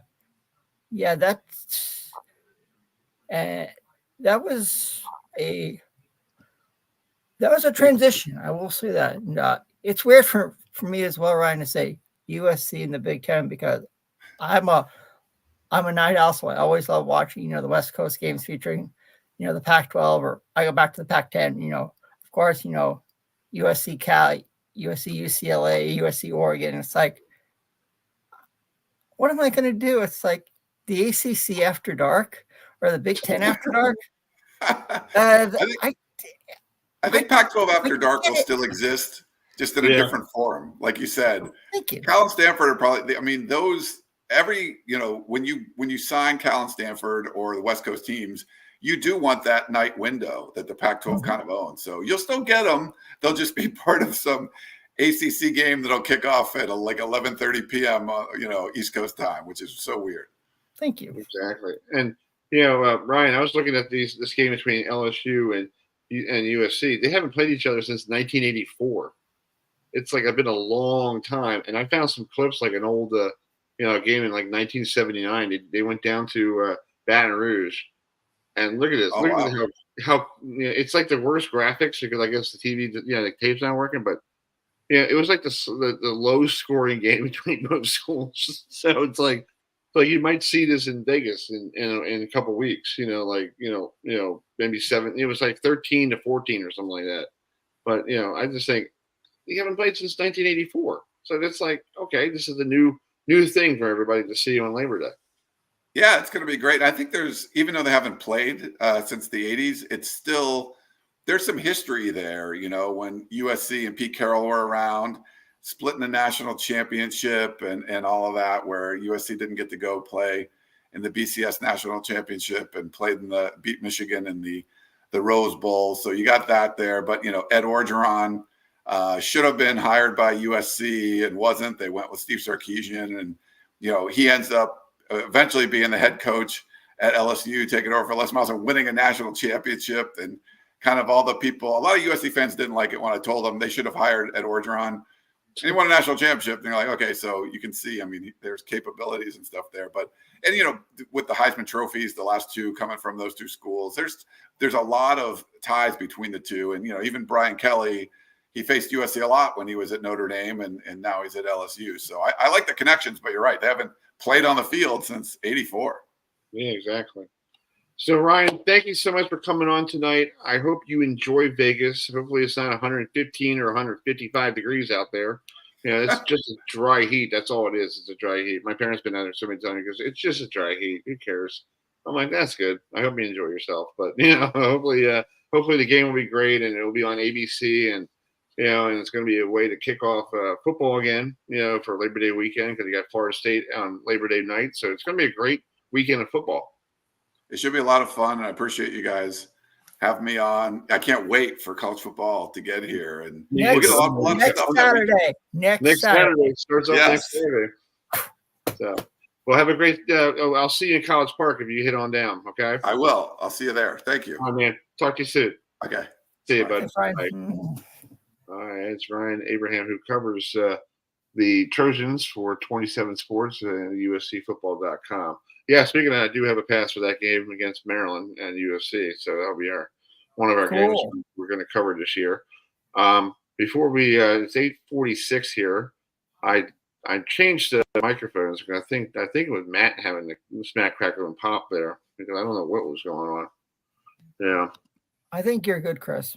Yeah, I think I'm better now. But I think it's probably the weather, and Twitter's down right now because of the what's going on. This game is also another game on Labor Day weekend, and this is where the folks at ESPN are going to be making College Game Day the second week after they go to Ireland next week. Speaking of Ireland, next week here on our program, we'll start at 8:00 with Morgan State's football coach and Towson's coach, and Southeastern Missouri's coach, Tom Mankiewicz, will be joining us. Plus, we'll try to see if our good friend Jeff Cohan is available, but with the time differences, he might be not available.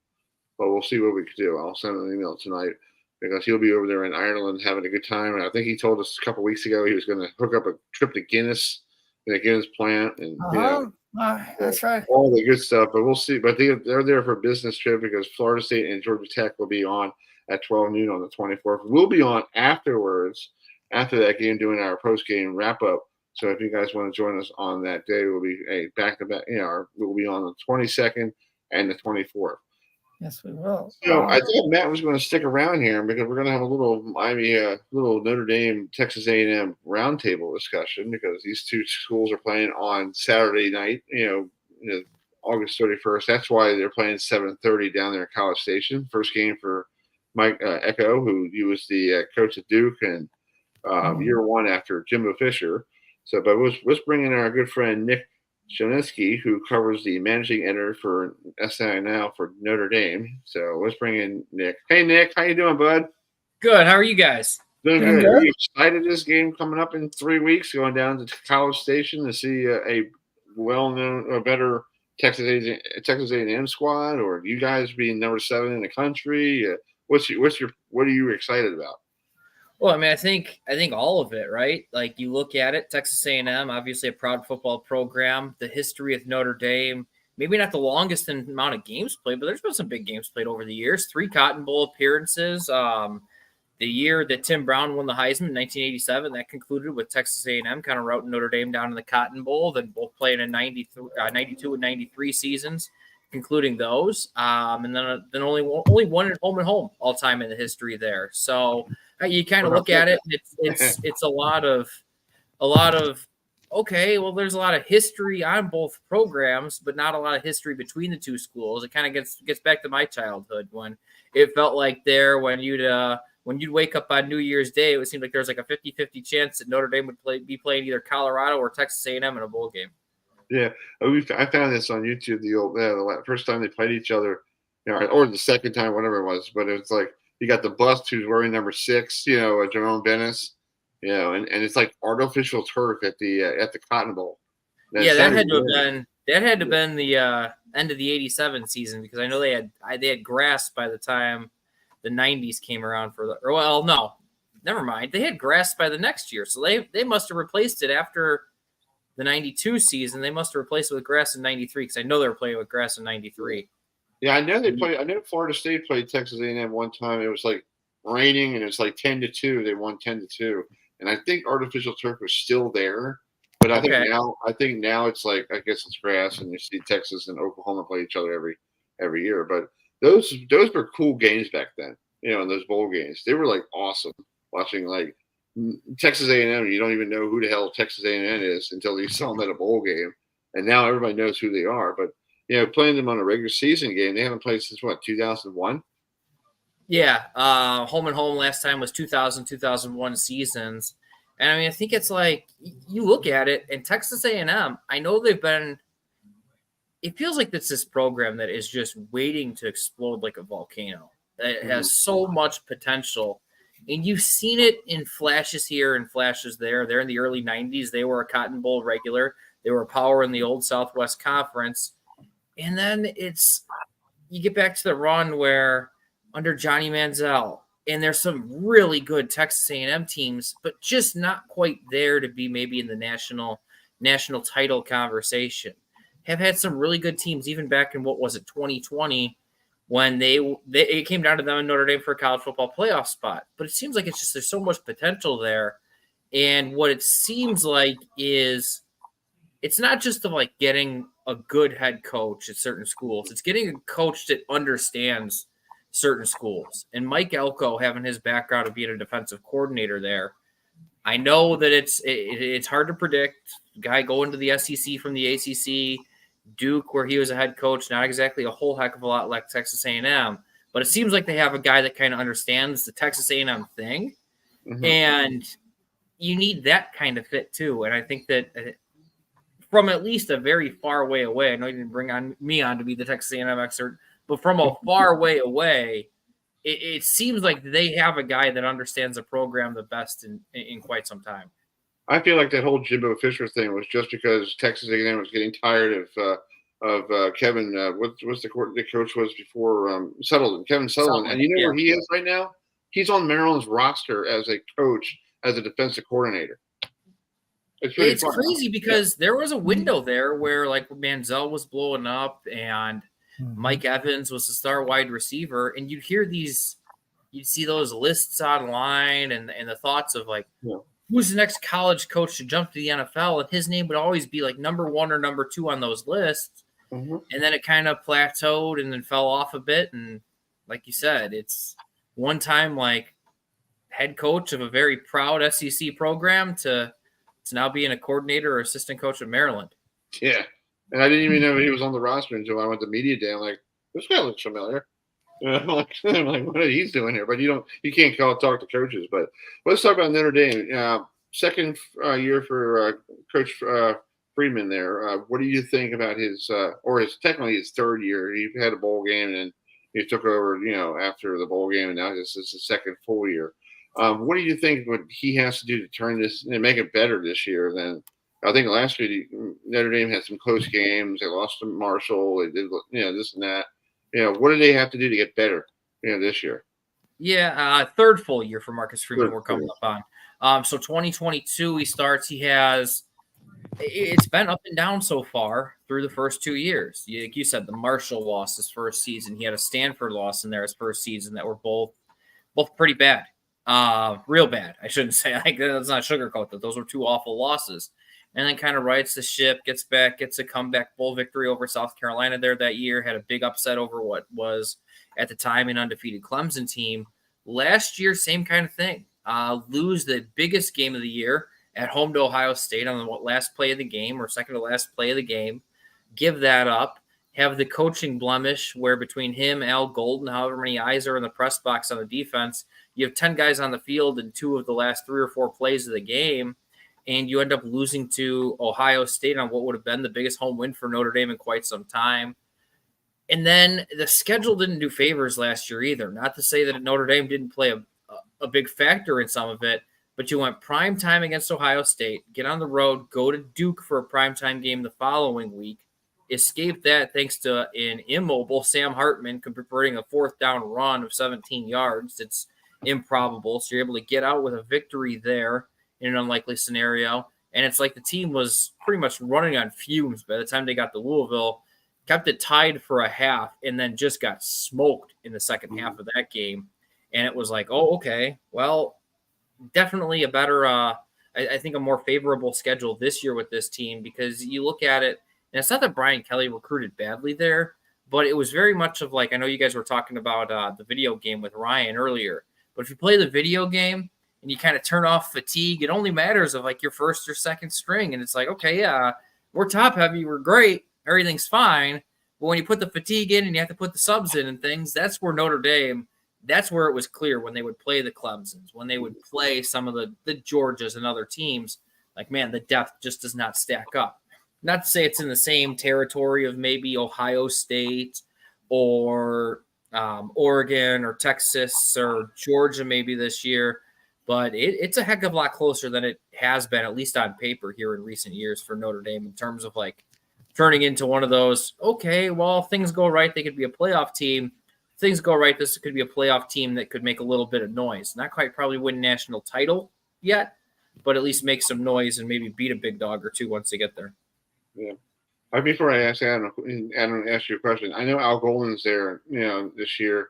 It's pretty funny that Al Golden, who basically couldn't beat Notre Dame at all when he was in Miami, just join him. I think it's great. Like, when I was my brother's a big Miami Hurricane fan, he got slacked against teams like Notre Dame, Florida State, and then he gets fired from Miami, and then I saw him at the Zoom call for the Super Bowl, and I had to ask him, I was like, what happened? And he did like the Texas two-step around it. He didn't want to talk about what happened, but has he ever said anything off the record? If anybody asked him like what really happened in Miami? Well, I think kind of like I was just talking about, like with Mike Elko, seeming like he's a really good fit for Texas A&M and everything that goes on there. Yeah, I think Al Golden, when you look at his time at Miami, not that fit. Miami, you're playing with, especially like in this era. Maybe he was there a little bit before NIL, but the booster thing at Miami is different than it is at a lot of places. Same thing like the booster thing at Texas A&M, different than it is with a lot of places. I'm not saying it's good, not saying it's bad. It just tends to be a little bit different. Mm-hmm. And being able to handle that and kind of maneuver those waters it's just kind of different there. So I would assume that's part of it, because I mean, you look at Golden besides that, And yeah, his Miami resume, it sticks out like a sore thumb of being poor. I mean, Temple is a traditional loser program, and what he is able to do at Temple, like he got the Miami job for a reason. He clearly knows what he's doing. I mean, right before he was at Notre Dame, he was coaching the linebackers, like you just said, with the Cincinnati Bengals. And he's coached them to a Super Bowl appearance in a game that you look back on that, they had a great chance to win. And a large part of that was because of the defense and what the linebackers did in that game, not just that game, but leading up to that game. So guy clearly knows what he's doing. And I think when you look at this defense, like Caleb Williams last year had his worst game of the year against Notre Dame. And it's easy to say, okay, well, Notre Dame's defensive line was really good. USC's was down. But also kind of the schemes, the mixed coverages, the hidden coverages, the twists that he was putting on that defense styled a lot more like an NFL defense in terms of disguises and in terms of the depth they're able to do. And I think that's the big thing when you look at Notre Dame this year. Defensively, you return most of the stars. And I think that Al Golden, when he was speaking during his media availability this fall camp, one of the things that he said was, well, our defense, what we've been able to do, it's been able to grow and we've been able to do more things. But now in our third year with a lot of veterans back for a third year under it, this is like a 500 level course now. So for all intents and purposes, it should be a defense that is as good, if not better, than it's been over the last 2 years. And you're already setting the bar pretty high there by saying what it's done. Exactly. Adam, you have a question for Nick? Go ahead. Yeah, I do. So your quarterback this year, Nick, is no stranger to the ACC because it's Riley Leonard. And there's a game that Chris and I are looking forward to at the beginning of November when a certain team from Tallahassee comes a calling to you guys up there in South Bend. And we know about the history between Notre Dame and Florida State, especially there's a game of the century in the 90s that took place there. So how do you think Riley Leonard will do as quarterback for Notre Dame after replacing Sam Hartman, who, well, he came from another ACC school in Wake Forest? Yeah, I think you look at Riley Leonard, and there's a lot of things. Okay, it comes from maybe like not a non-traditional football power from the ACC where he's found a lot of success, right? You don't look at Duke and say, you look at Duke and you look at the basketball team. You look at Wake Forest, you think of Tim Duncan and Chris Paul and company. You think of the basketball team there. You don't think of the football team. Turned Wake Forest into a solid team, did Sam Hartman. And with Duke the last couple of years, under Mike Elko as well, who we were talking about just a minute ago, Duke turned into a pretty formidable foe there in the ACC. I think the thing with Riley Leonard that's most interesting, you pair him with a new offensive coordinator, Mike Denbrock, that was just at LSU. He's actually had 2 stints as an assistant coach at Notre Dame.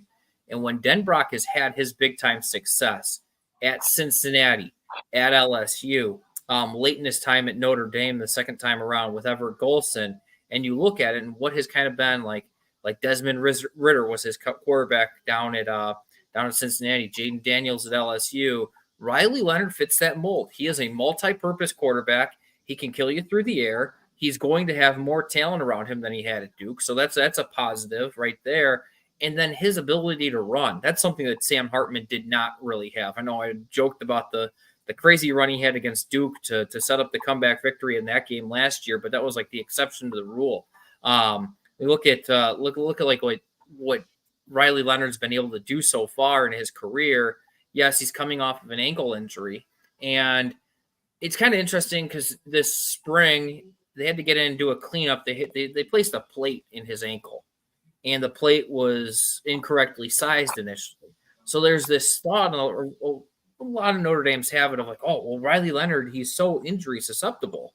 It's like, yeah, he suffered a nasty injury. I think you guys, if you're close Florida State followers, you remember he's hobbling through, trying like all hell to get through that game last year, is unable to.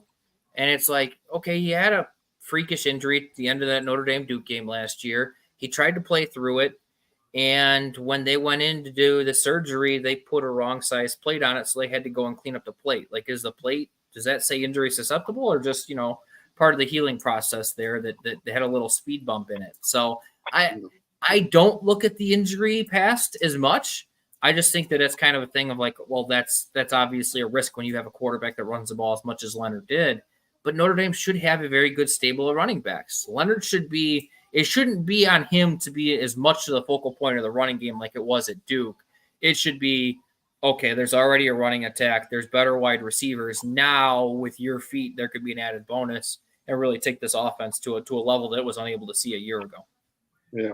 And I feel like this game against Texas A&M, Mike Elko was Duke's coach last year, and he almost beat you guys down in Durham, except for that last play that hurt Riley, Leonard's ankle. Because if he didn't get his ankle twisted up with whoever that last game, that could have been like a game-winning field goal, and Duke would have gone down to Florida State being ranked whatever, taking on Florida State. But that changed the course of their whole season, because after that, they couldn't find a quarterback to play until, the last game of the year, because they couldn't find – Leonard was out. They found whoever. But I feel like Mike Elko is might use him against you guys, knowing that he had him as a quarterback.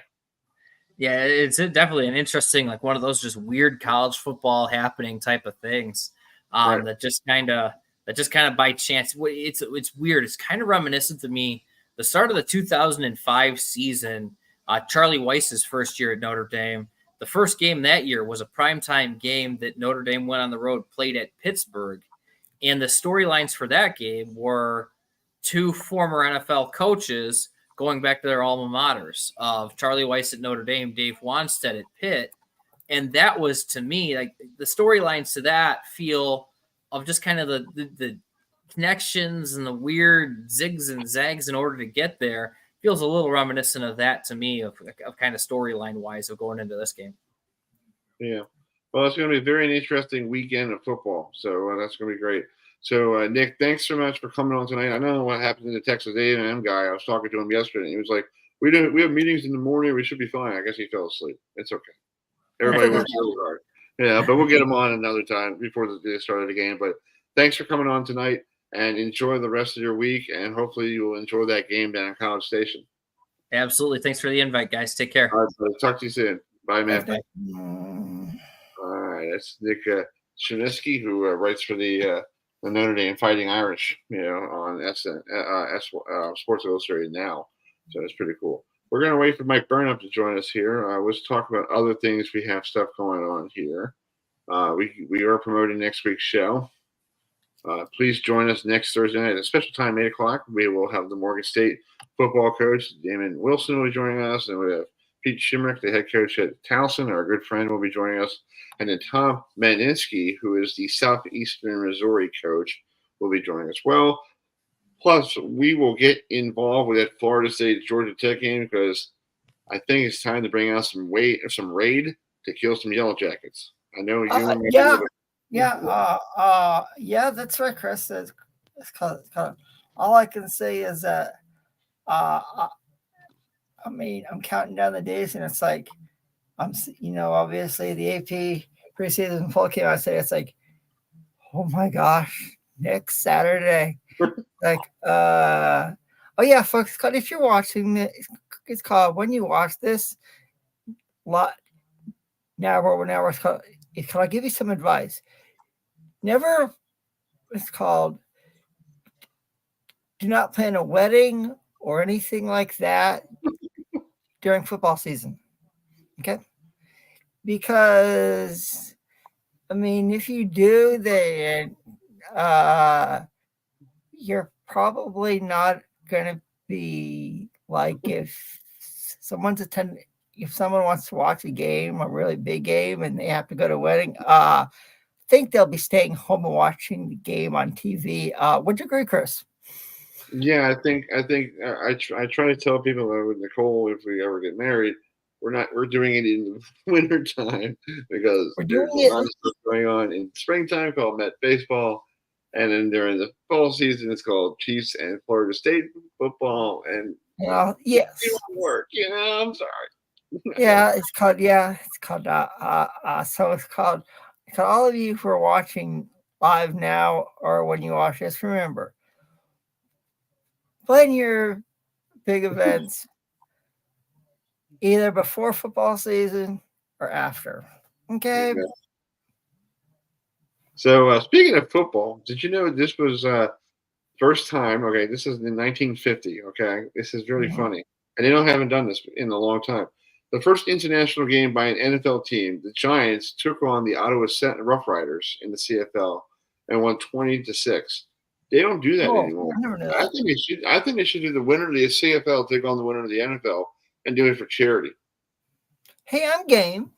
I think that would be a great idea because I feel like you're helping somebody out. Like a hurricane survivor or I mean, okay, so Debbie taking a shower on everybody last week. That storm. So like, what rules would you use? Would you use CFL rules or would you use NFL rules?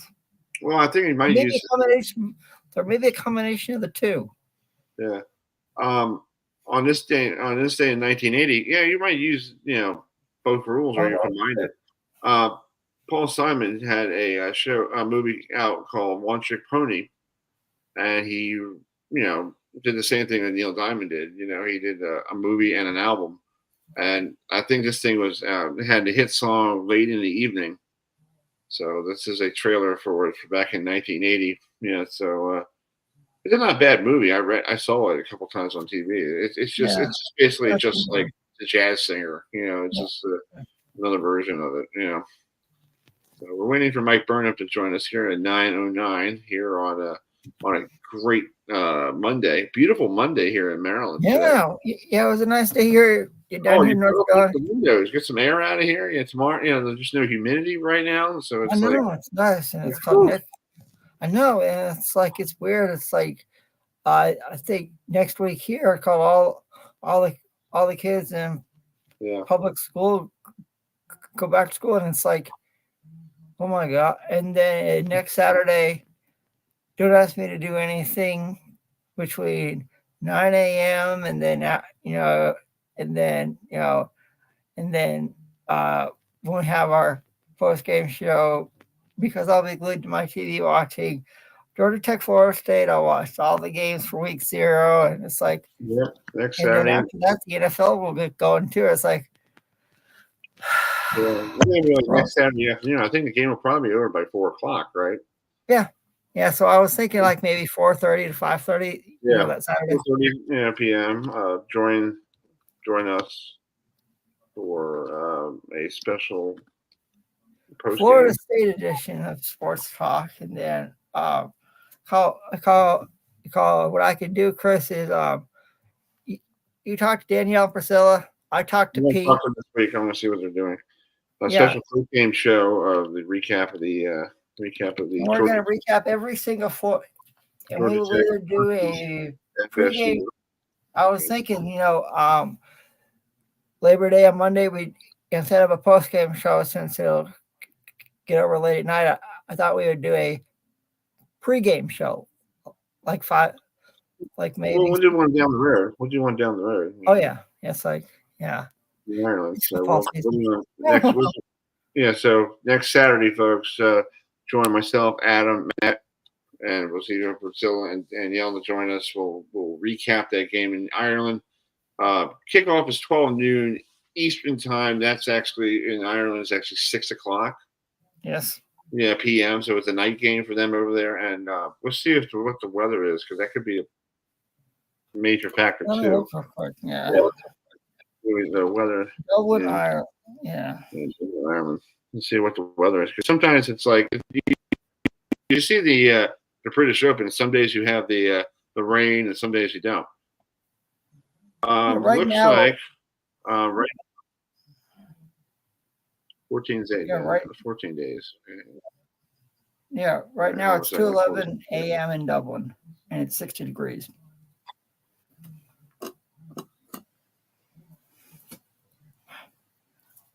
Oh. Football season's here. With great sun late, so it's supposed to be high 70. It would feel like it's 72 degrees. So with humidity, it's supposed to be 76 degrees humidity next Saturday. So that's going to be a very interesting sunset. And will be there. I wonder if any fans are going to have any, remembrances of what happened to Florida State last year. Yeah, well, we'll see what Noel's team will show up. Speaking of football, did you see the new kickoff thing for the NFL? I have, yes. All right, I'm bringing it up for you. This is from the Hall of Fame game between the Texans and Bears. So let's bring it up here. This is how the new kickoff thing is. Yes. What in the wide world of sports is going on here? It's like I basically still don't understand. basically the kickoff guy could get quick 20 yards before somebody from the defense, like the Bears special teams, gets them.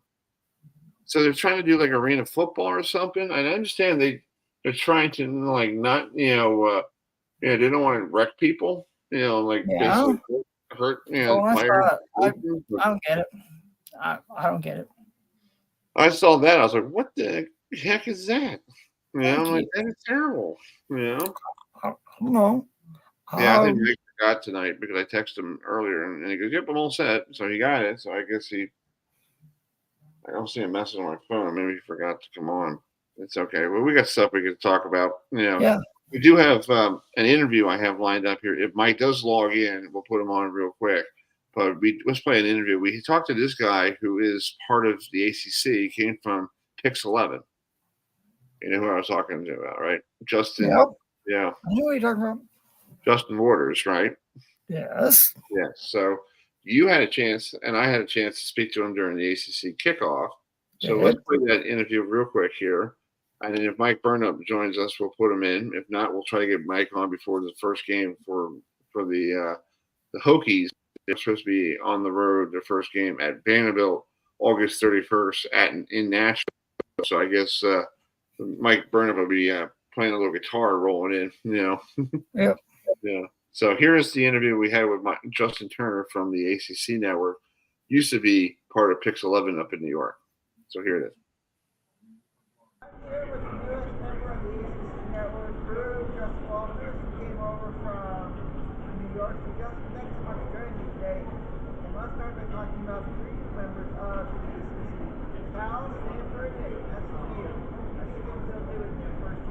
think it's going to be a transition, but we could see firepower. There's going to be a lot of depth in this game. The travel schedule, how is that going to factor into things? But if we're just looking at a few of the players that I'm really excited to see on all their sides, starting with Jordan Potter, he's a dog in the backfield. A lot of people are going to find out very quickly about why he's going to be one of the best running backs, not only in the conference, but probably the country. He's coming from Cal. And Stanford, you have to look at Iowa. He's popped on the field, especially in that Colorado game. Guys from Canada, I'm excited to get a chance to speak with him. And then SMU, possibly the starting role is going to be Preston Stone, but you could see Kevin Jennings come in some relief. Preston Stone broke his fibula. Kevin Jennings won those 2 games the last of the season. And as Preston reminds me, they put a Brooklyn on Tulane, number 22. So yes, there's going to be a learning curve, but all these teams are very capable. They're setting a very high barometer, ushering into a benchmark for the year one of the ACC. And let's talk about the defending ACC champs for they lost a lot of talent in the NFL draft. But they're bringing in a quarterback who's no stranger to the ACC DJ. Uiagalelei. Yeah, I know how to say that name because I had to cover the season opener last year. He was at Oregon State. That was a good job. But I think DJ is going to have a good job. The reason why I say that, and I know some people are a little bit more pessimistic when it comes to DJU being back in the ACC. I think about last year at this point. What do you think about Jordan Travis? The common denominator for me is Mike Norvell. They lost a lot of firepower. Jared Verse, a ton of players that were drafted. Braden Fisk, I do understand that, but if there's one person I trust, that is Mike Norvell. I think that he's going to put the pieces in place to unlock a level for DJU that we saw from Jordan Travis. 2 different skill sets, they play the game differently, but I'm hopeful that DJU is going to have a great season. And what better way to do it than Logan in Dublin, Ireland, Haynes King on the other side in the first game. It's been a lot of people's top 25 list.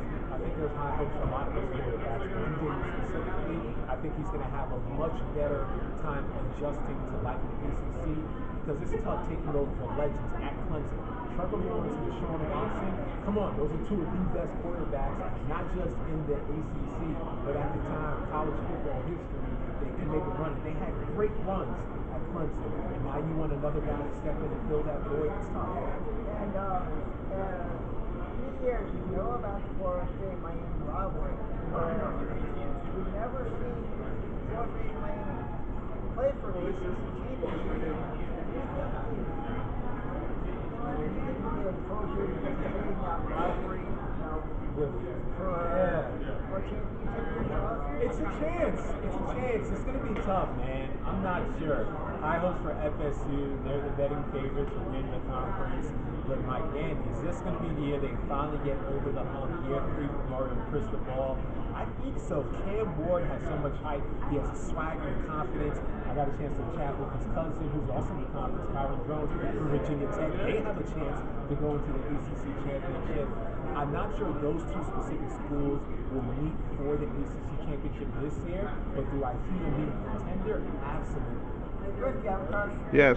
Well, Justin, you come from my neck of the woods, New York, and you're from Pix 11. So you used to cover the Mets and Yankees, like back and forth, spring training, all that stuff. So tonight is Subway Series in the Bronx. So the Mets are up 2-0 on the Yankees after a 2-game sweep at Citi Field. Counted them by 28 runs in those 2 games in Citi Field.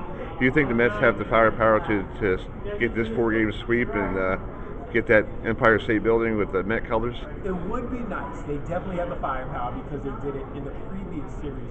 But for the Mets, I think it's bigger than just beating the Yankees because until they have the postseason success, that's going to be what New Yorkers really care about. You being from Long Island, you know that, and we understand that it's nice, it's immediate, it's instant gratification. You say, hey, we beat you guys down, and you can use it leading into next year. But until this team that Cohen has spent a ton of money on, and I'm not someone that's griping about Cohen. I think he's done a good job. He's not playing the game.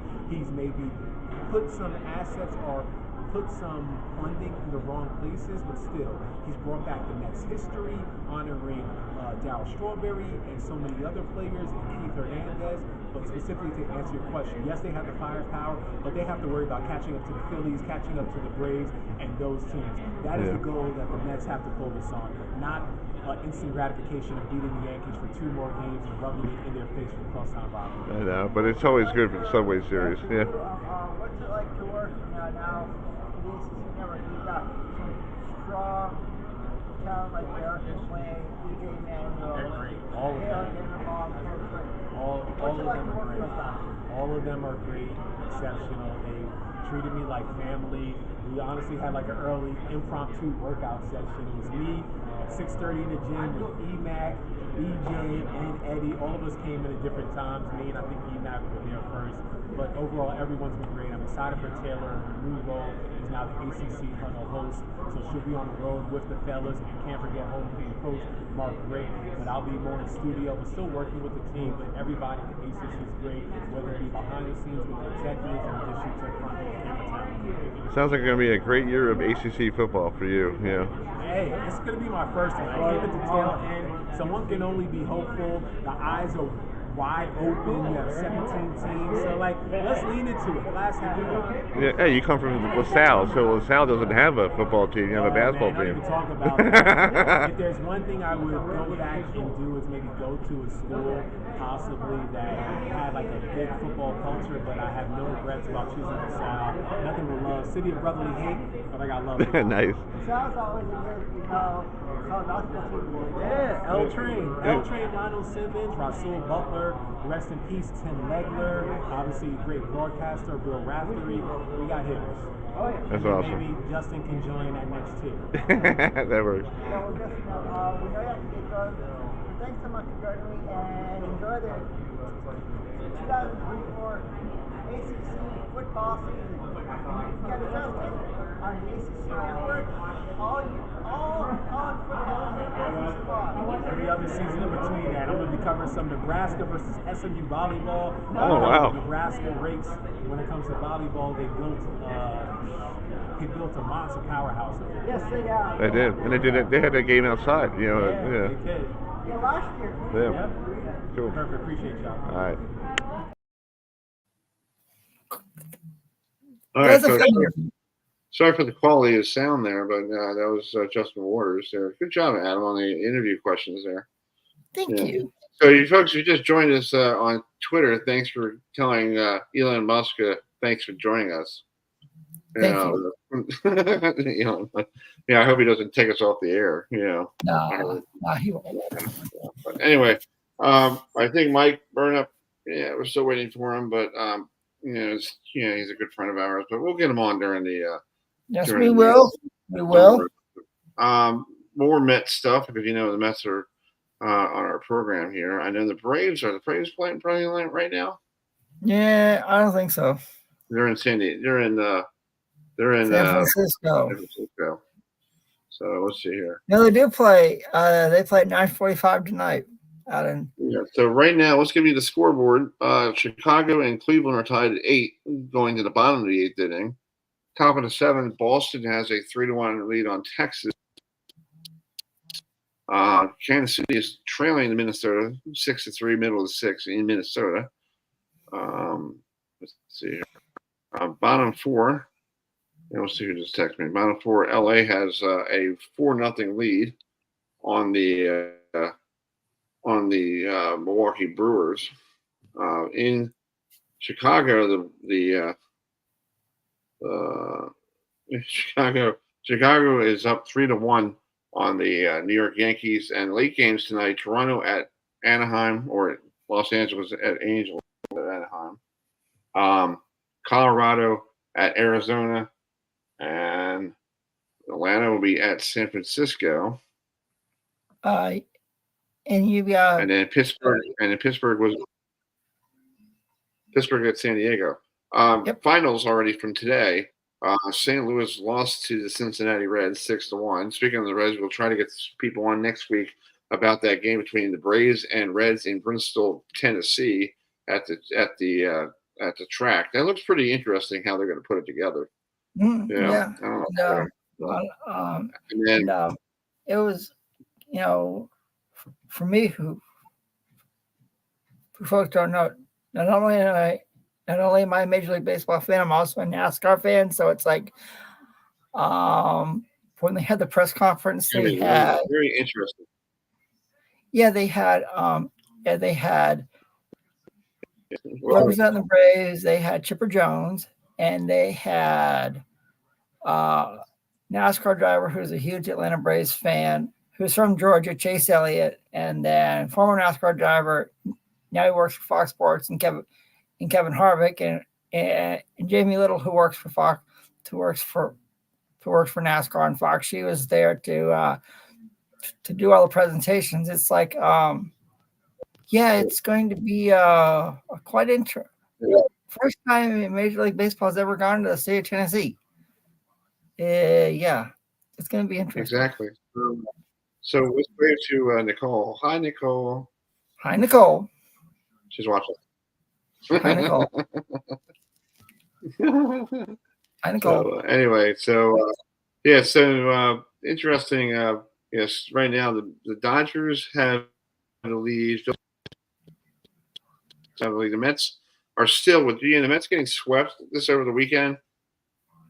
There's still a half game out of the final wild card against the Braves. I guess the Braves are having the same issues that the Mets are having right now. Yes, I guess. I don't want to talk about but the Diamondbacks. You know what I am, Chris. Where in the world they come from? I don't know what happened, but the Fighting Dana Torres, the Fighting Dana Torres are actually in the first wild card. I don't know how they pulled it off. Yes, that means Yeah. us two have to battle Dan. Great.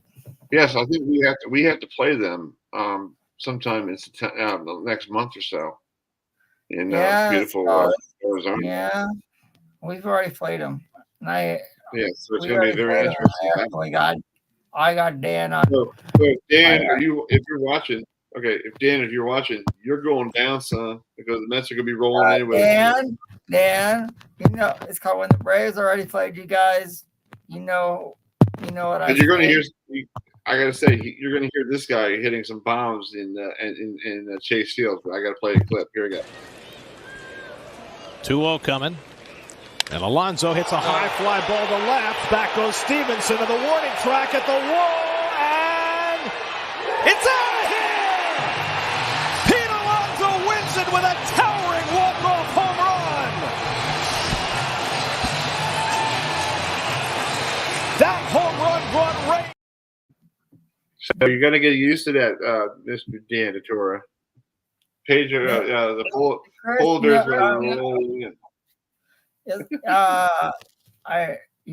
We've already played Arizona, so I already got Dan. Hi, Dan. Jaguars. Hi, Dan. Yeah, Dan's Jaguars beat my Chiefs over the weekend. I sent him a little text message. Yeah, but that's preseason. It's preseason, but I go, nobody beats the Chiefs. Yeah, but it's got all the way on to the regular season.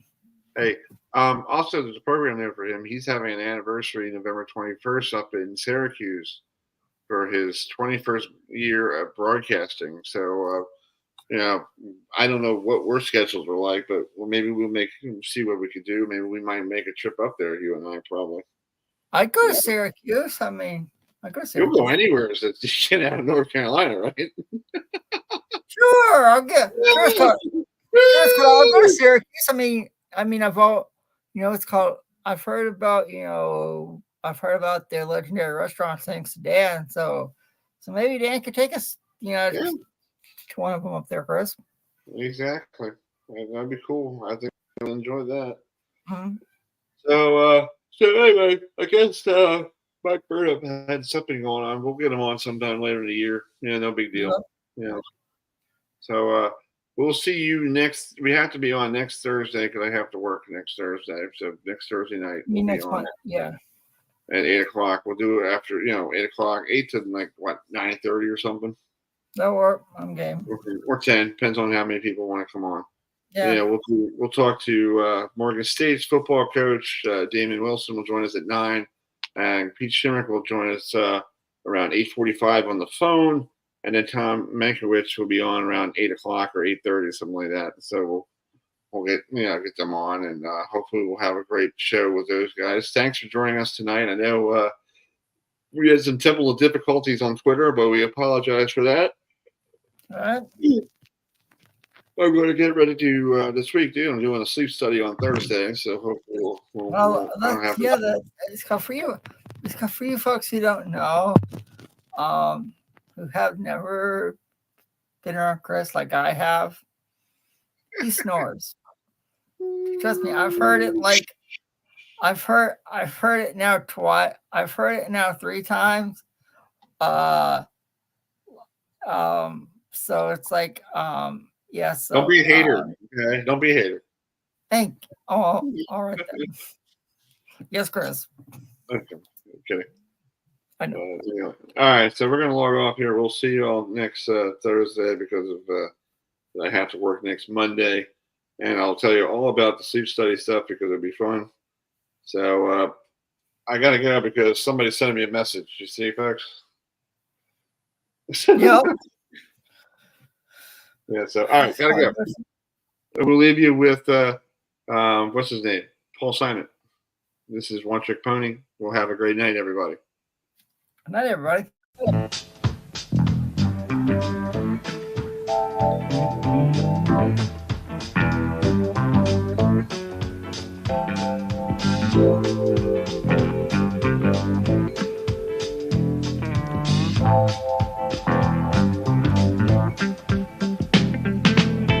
He's a one-trick pony. One trick is all that horse can do. He does one trick only. It's the principal source of his revenue. And when he steps into the spotlight, you can feel the heat of his heart come rising through. See how he dances, look how he loops from side to side.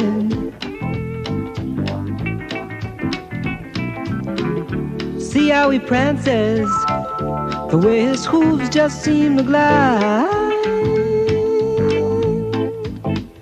He's just a one-trick pony, but he turns that trick with pride.